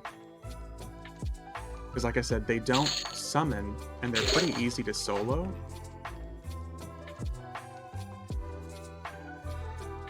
The Druid gear was amazing. Yeah, like the Druid chest piece has over 15 wisdom and like 75 mana on it. And it's not level required. Let's see if we can get any of it to drop. Here it is. This is exactly what I'm talking about. This is what I'm looking forward to camping. Root Rot, yep. Like, look at this. It's better than any raid gear that you're going to see for Druids up until the Lucklin raid gear. But like 15 strength, 5 stamina, 15 wisdom, 75 mana. Well, we got really lucky that the chest piece dropped because it's pretty rare. But this is the stuff I'm going to be camping on my Druid here pretty soon. On Oakland once Lucklin drops.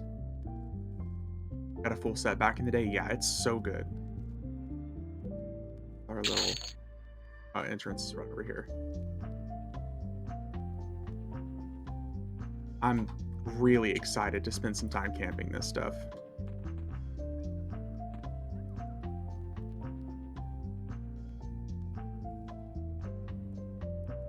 It's obviously going to be harder than this, but it'll be worth it because they drop spells. Like, this is where we get Spirit of Eagle as well.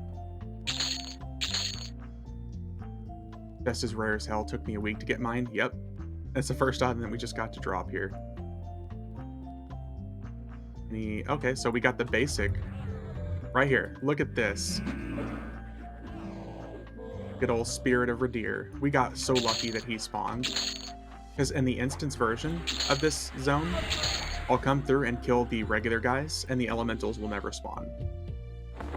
The fact that he just spawned immediately right there. Let's see here, what do we get? Spirit of Radir. The Dark Blood Sword. Cool graphic. And we got the Bracelet of Comprehension. Okay, so I'm assuming since he's up that Icequake is also going to be up.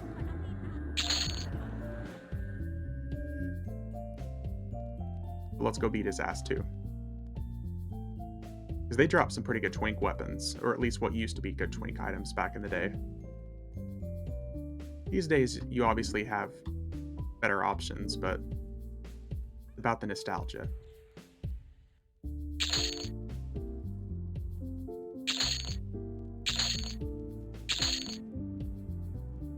Alright, Mr. Icequake, let's go. I'm assuming since he was up that Icequake is also going to be up. So we'll see.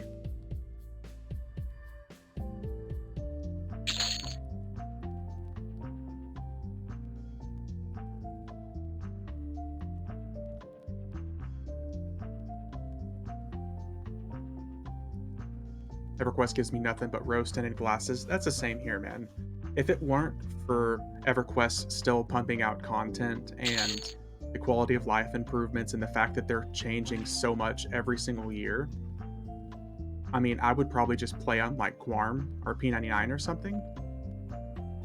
But the fact that I think part of the reason that the nostalgia still stays with me is the fact that there is constantly new content coming out that tells me that I could experience parts of EverQuest again for the first time.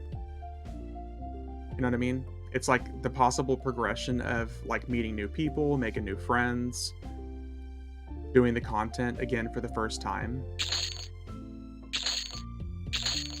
Be here. No, he's not up. Okay, well, we just got lucky with Revere Fire Shower at least. Nothing better than feeling like a noob, yeah.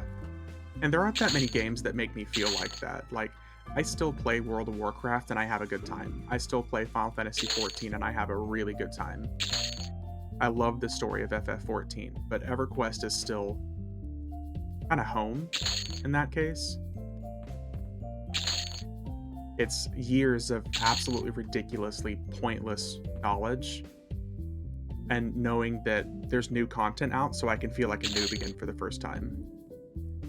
I really like that you have maxed out characters, play with different ults, but also revisit old content. It seems you really enjoy your time playing. It rubs off. Yeah. Well, yeah, Hulk, I mean, more than anything, I look at it like this. If I didn't have fun, I wouldn't do it. And there are some EverQuest streamers that I will watch occasionally that sound miserable the entire time they're playing. Like they're playing it out of habit rather than out of want. And I want to watch someone who's having fun. I mean, if I want to be miserable, I'll go to work. If I want to watch someone miserable, I'll turn on the news. You know what I mean? But I'm glad it actually comes through, Hulk. I appreciate that.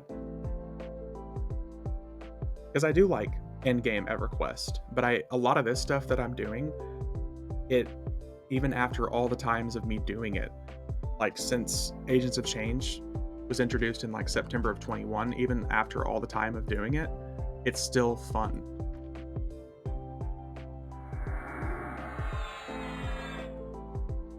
I used to watch Panth play EverQuest. He's kind of similar to your stream, but his chat is way more toxic. I love Panth. Some EverQuest streamers sound terrible and make me look for rope. Yeah. I played with... I love watching Panth streams. I wish he streamed more often. I know he went through a really rough time there for a while whenever he lost his job. There was even a period of time that I played, like, he was one of the people that kind of encouraged me to, like, make groups of people. And, like, because I leveled with him at one point on FE as well. Way back, I want to say like 2 years ago, 2 or 3 years ago, he started a group of people and I was one of the people that played with him. And it was a blast. But there are some very toxic people in his chat. Watching Panth die and crush bone at level 50 is still fantastic. Yeah. I like watching his streams. He genuinely seems like a really cool, nice guy. But some of the people in his chat are just interesting individuals, I'll just put it that way. I like being around and talking to other people who make me happy for the choices I'm making. Not like, "Oh, this game sucks, it's horrible." So anyways, I logged another 50 hours into EverQuest today. It's like, okay, let's just he's just down to earth kind of guy, like watching streams like that, same.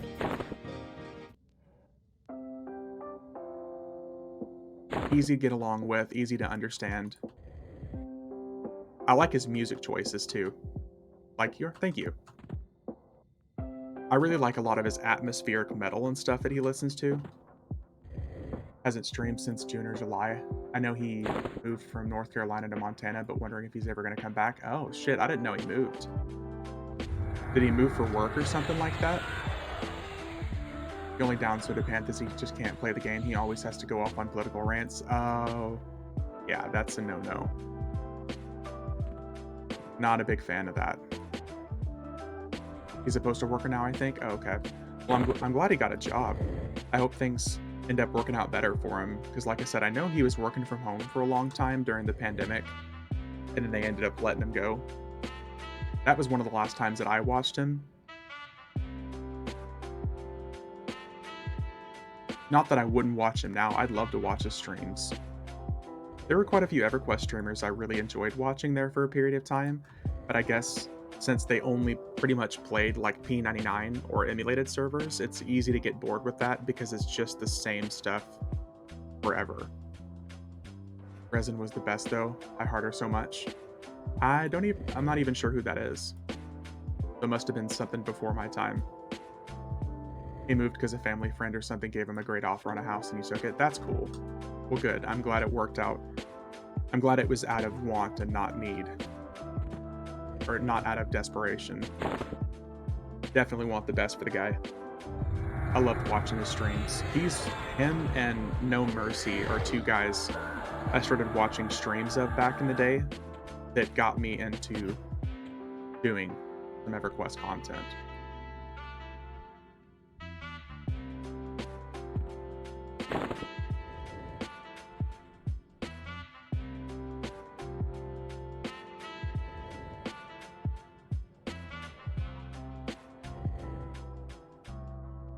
But yeah, back to what I was saying is I want to enjoy people streaming content that they enjoy. If they just look or sound miserable, like for every step of what they're doing, I don't need that. Even if it's a game I love. I think that's another reason why I like watching people like Co-Carnage.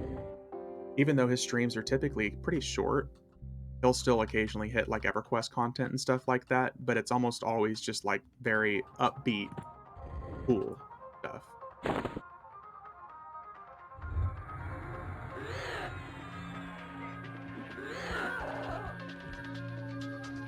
Man, we're not getting any illusions today. Some cool weapons at least, though.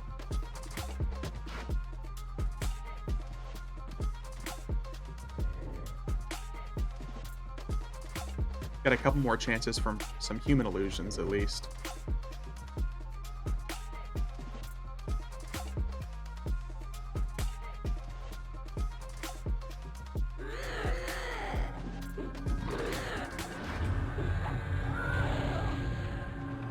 I'll let my Merc handle them.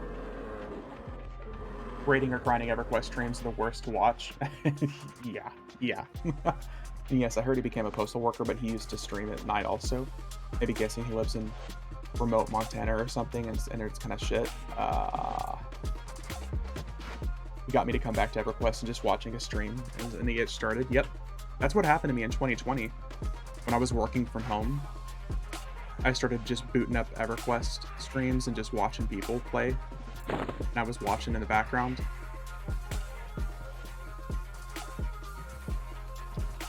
Because during the pandemic, when I was working from home, it was mostly just like, oh shit, I'm so bored. What do I want to do? And suddenly I was back in EverQuest. And I've been playing consistently since 2020. Like the occasional month-long break in there.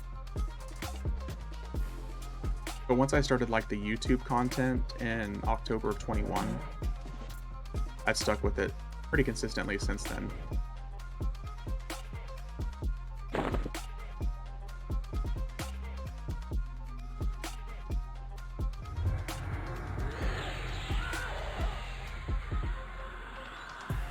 see here. Dagger of Thought. Okay. So we got the Wisdom Casters version. We got the Intellect Casters version. Okay, let's see if we can get some illusions now. Gotta kill fake Big Mama. Aw, she didn't even get a chance to throw me. Once EverQuest has sunk its claws into you, it's hard to get away. I get the itch every time I watch you. I don't have time, so you fulfill my need. Well, I'm glad I'm able to help. I feel like that watching some World of Warcraft streamers, because I actually really liked the raiding in WoW, but I do not have that kind of time on my hands. With EverQuest, I've gotten so self-sufficient at doing whatever I want, whenever I want, that I don't really need to sink a whole lot of time into it. EverQuest is like crabs, the itch never goes away. Only a few of my friends, like my brother, also has been able to quit and just stay away. Dude, look at those robes.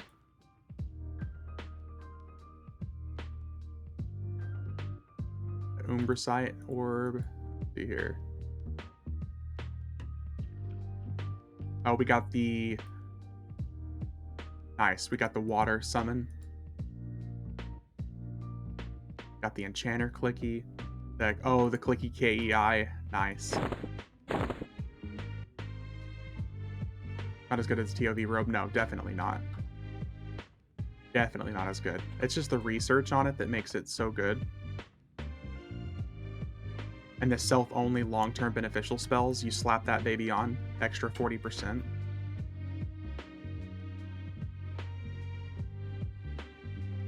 None of this stuff even selling in Bazaar anymore, because there's no point, I guess, but... The clicky KEI stick, man, so good.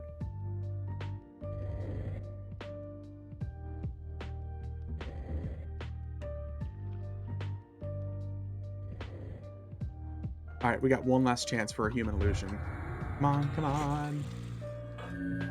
That... Gotta love that sound. Damn.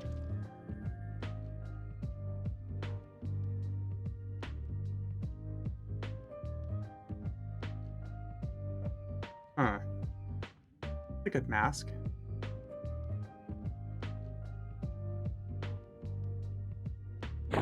Damn. No skeleton illusion, no human illusion, no fire elemental illusion. Man, these guys are about the same drop rate luck as Saru earlier.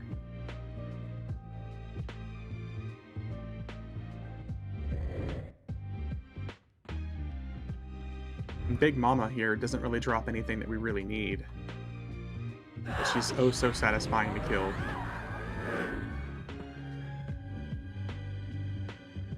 Oh, the torch, though. That's pretty nice. All the mana regeneration items. Really wasn't that hard to get to 15 max mana regen. Got the Call of Fire clickies. That's pretty decent. We'll put that on an alt. Soul Essence for the neck turn-in. Oh, nice. Okay. Got the old Annul clicky.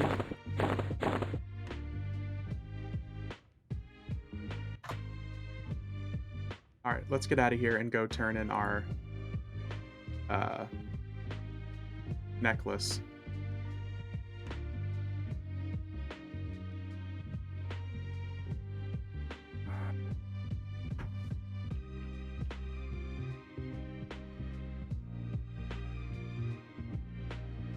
Damn, someone's selling 3 Chrono for 25 million. That's how desperate people are right now.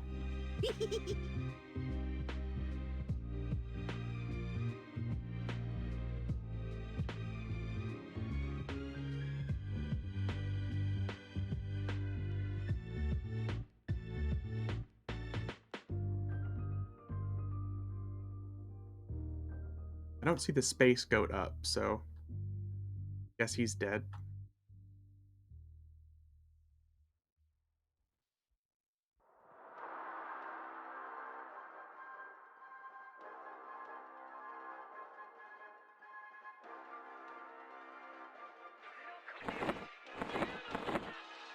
All right, let's get our necklace here.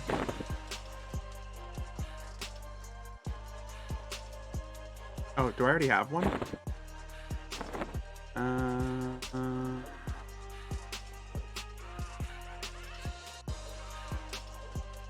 I could have sworn I already. Oh, here we go.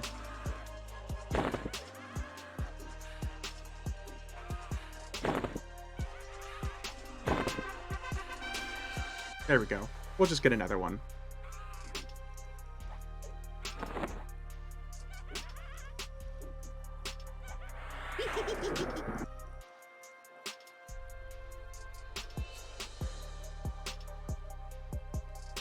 All right. Next up is Big Snake Boy.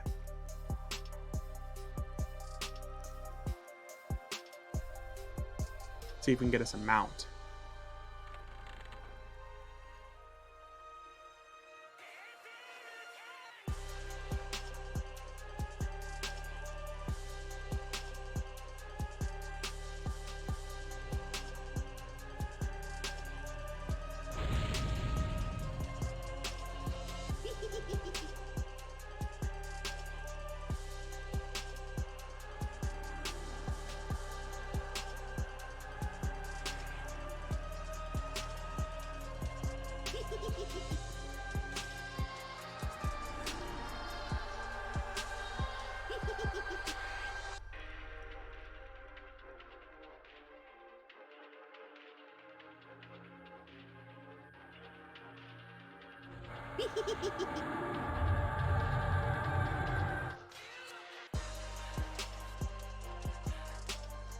Okay. Take time.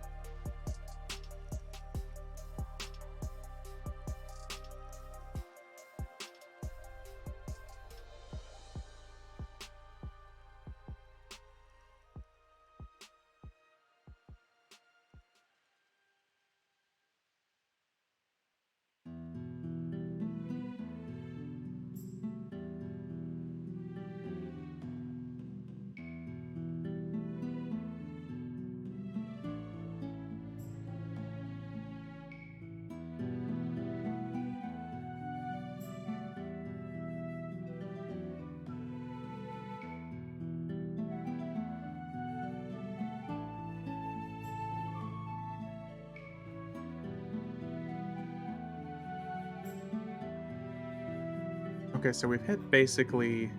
So after this, we'll switch back over to the planar gods. We need to hit Ralosek and Agnar, and then the elemental planes. I love the reddish hue in this zone. Goes so well against the desert. See, Luckland had lots of different environments I thought was so fucking cool. What I think of specifically when I think of Luckland is like the Twilight Sea and Kata. Like how Kata looked so dark and black across the entire zone. And then you have Scarlet Desert, which is basically the the eternal red hue. You have Umbral Plains, which is already pretty dark. There were so many different environments that looked so cool, and they pretty much just stayed that way at all times.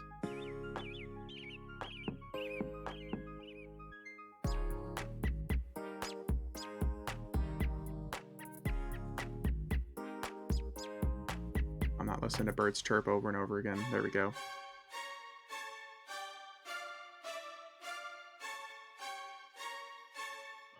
But yeah, a lot of the different environments in Loveland, they did such a fucking good job with.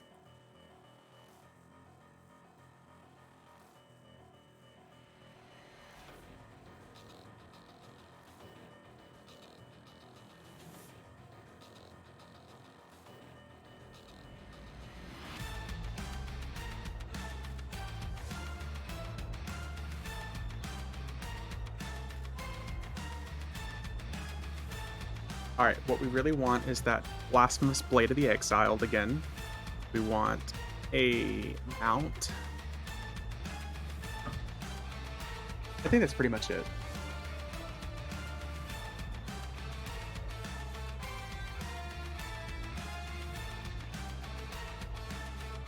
EverQuest in general has been good at variety of zones throughout its history, honestly. Yeah, that's true.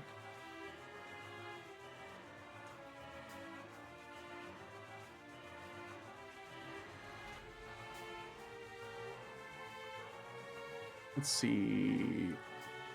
And thematic also. Yeah, they've definitely done a good job at keeping pretty thematic. Let's see here. What do we want to be?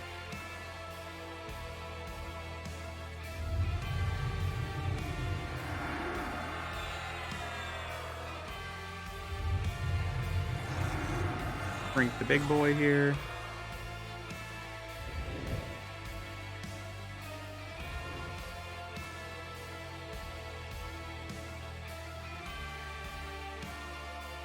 Not revolutionary by any means, but every expansion has been unique. I think some of the more unique expansions were ones where we revisited different areas of old zones. I know it's not necessarily unique to revisit an old zone, but like redone versions of them. Even like what they did with Firot and like Firot the Dream during House of Thule. How they redid that zone and then all the different House of Thule zones through there. I keep going back to House of Thule because it's like probably my favorite expansion, but it looks so good. Very haunted house.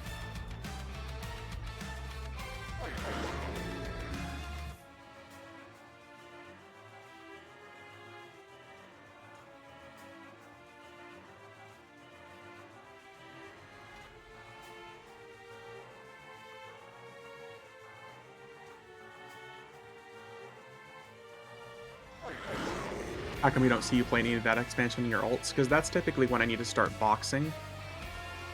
Because around that level range, like 85 to 90, is when content gets much harder. And it's not something I just get to have fun and play like on a single character.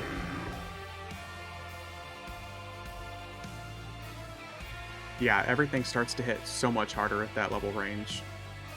It's fun, don't get me wrong, but it just becomes drastically more difficult. And boxing isn't fun at that level for me because most boxing that I enjoy is getting to just hit like one or two buttons on each character and I'm done. But at that level range, every class has like 15 buttons that they need to be hitting to really be optimizing their damage. Especially if you're like a swarm pet class, which by that point, every pet class is basically a swarm pet class.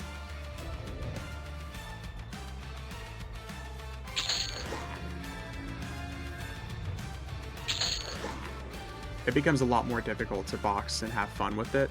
And boxing on top of chatting with stream and stuff like that is really frustrating for me. Hey, what's up? What's going on, Day? Good morning.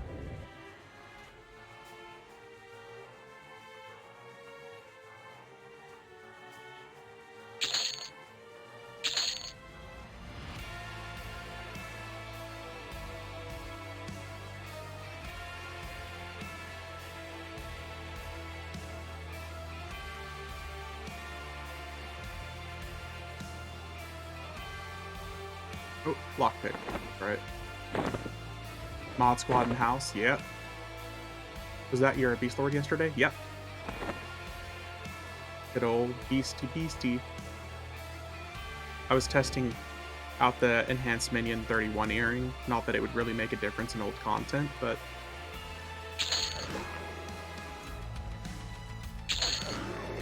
it's fun to test it out to see how hard I would hit.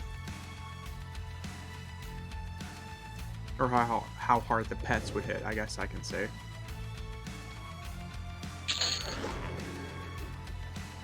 Since they finally fixed it to where swarm pets were affected by enhanced minion again. Yeah, we got Day and Pixel at the same time. It's a miracle.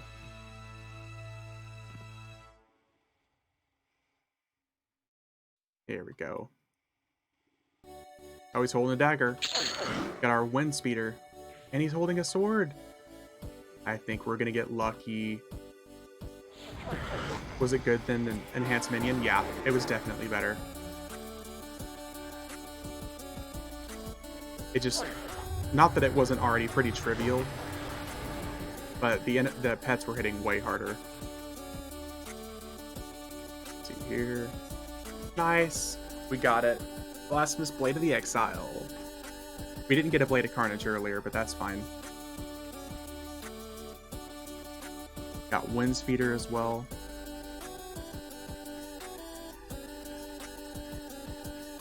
All in all, not bad. Really, really not bad. Cloak of Mourning. Okay, shit. Alcazar. What a phenomenal dagger for that range. SK's made over 5k AAs. Nice, dude. Are you focusing on AAs now instead of levels? Because it's probably a pretty good idea at that level range. Nothing for that.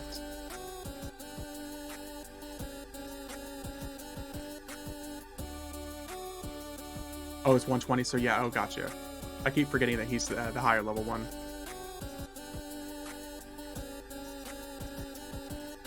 Man, none of these items selling. I guess there's better options.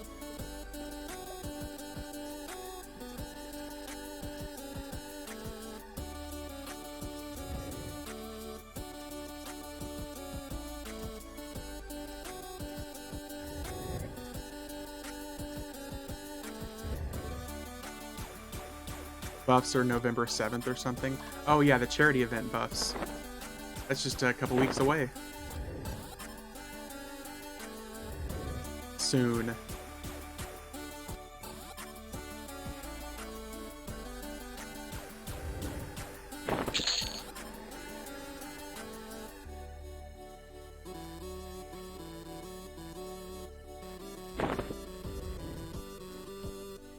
Yeah, Pixel, I'm gonna love having a buff bot, by the way.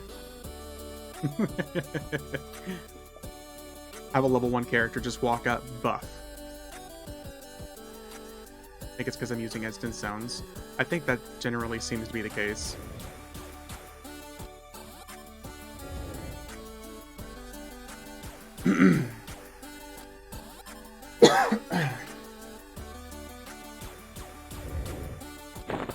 Okay, finally the big guy.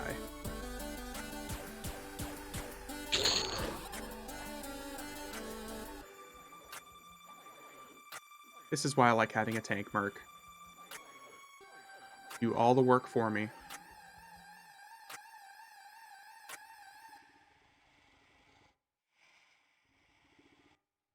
Gems today? Yeah, gems today, probably.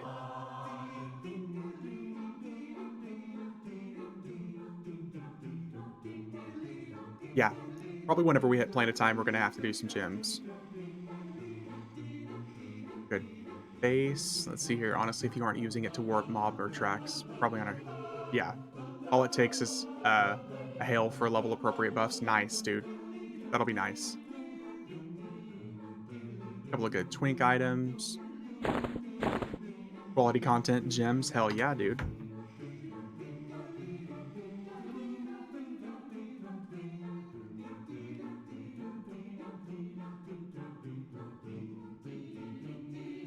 The general rule of thumb seems to be either if you're playing on Rizlona, you can do whatever the fuck you want.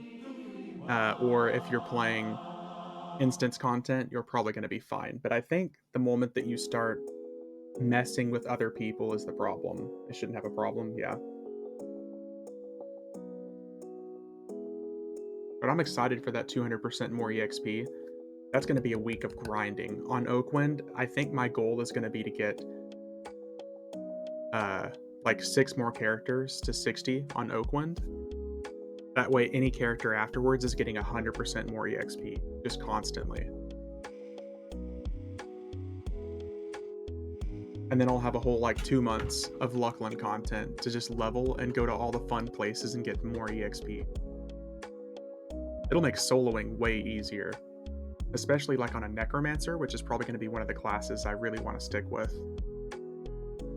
Necromancer and Druid.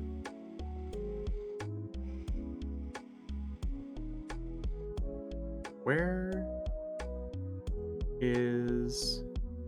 Okay, guess we're just gonna have to wait for another spawn cycle.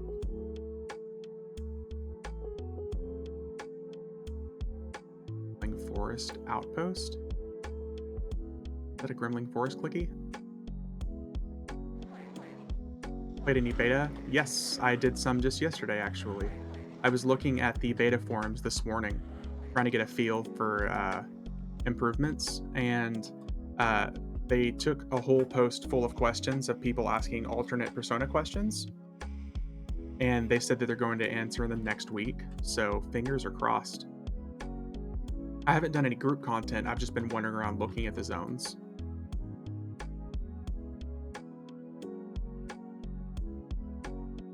So that is on the list.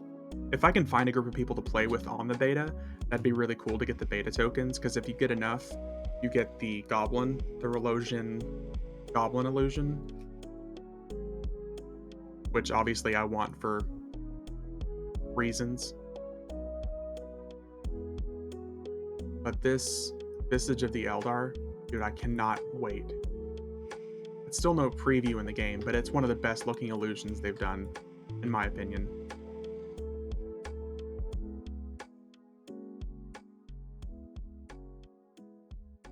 This guy gonna attack me or what?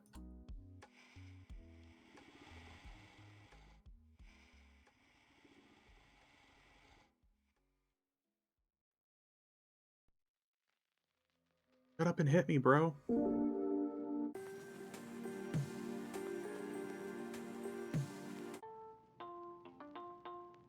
Try/rude. Yeah, forgot about that. You make a rude gesture. I forgot about that. It's funny. I like how they stuck with that, because in so many different cultures, there's like different things you can do that's like a rude gesture. So rather than just saying, you flip off the enemy. Oh, there we go. Get him, Merc. Get him.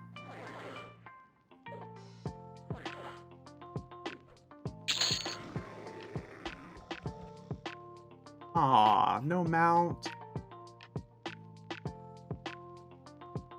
I got the two-handed sword at least. That's cool. It's just not really usable. Boo. Boo. And always the shield. Always, always a shield. No mount, though. Sad day, Sag.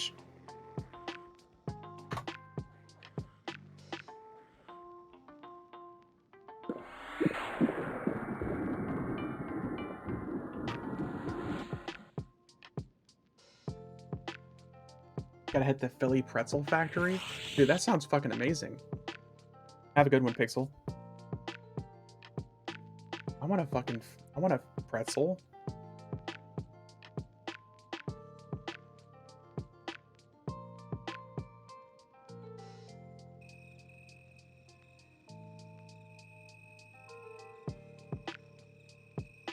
What did his counterpart drop? Oh, dude, worst drop ever, man. Saru gave us fucking nothing. Like, less than nothing. He dropped 2 required 55 earrings and 1 required 55 mask. Like, what the actual hell, man?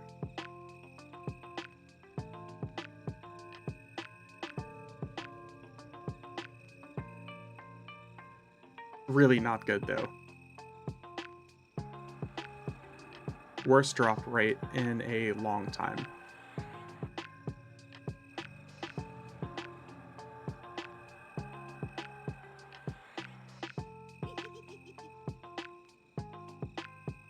Someone needs to sit them down and have a talk with them. Yeah. Like, what is it? To catch a predator? Here, take a seat. Have a seat. Have a seat. Just take a seat. What's preventing you from dropping good loot? I know Arkstone dragons. I mean, we could. We could hit Arkstone. We could hit uh, some of the bosses. What you would call it? Um, God, I always forget the relic bosses. They drop some decent level 70 stuff. I just typically avoid Arkstone because everything in those zones is so bright. Oh God, not Solteris. Uh, I'd rather jump off a cliff. Rude. No, thank you.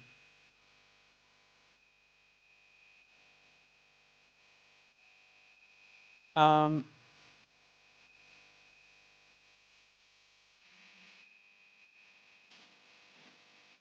I actually think we're gonna take a little bit of a break. We'll be back in a little bit. We're gonna see if maybe we're gonna hit some, you know, the strat now. Yeah, I know the strats for sure. I think we're gonna take a bit of a break, and we'll be back tonight now that we've actually hit some of the lockouts that we want to. I really want to get back to leveling, so I'm probably gonna be doing some Oakwind stuff a little bit later tonight. Yeah, we're gonna go ahead and take a break for now, guys. Thanks everybody for watching and for the follows. I appreciate you guys. Yeah, we'll be back in a little bit. I just gotta get a break. I gotta get up and move around, get some exercise in. Hey, Hulk, thanks for watching, man. Ominous, Day, Pixel, all you guys, I appreciate you. We'll be back.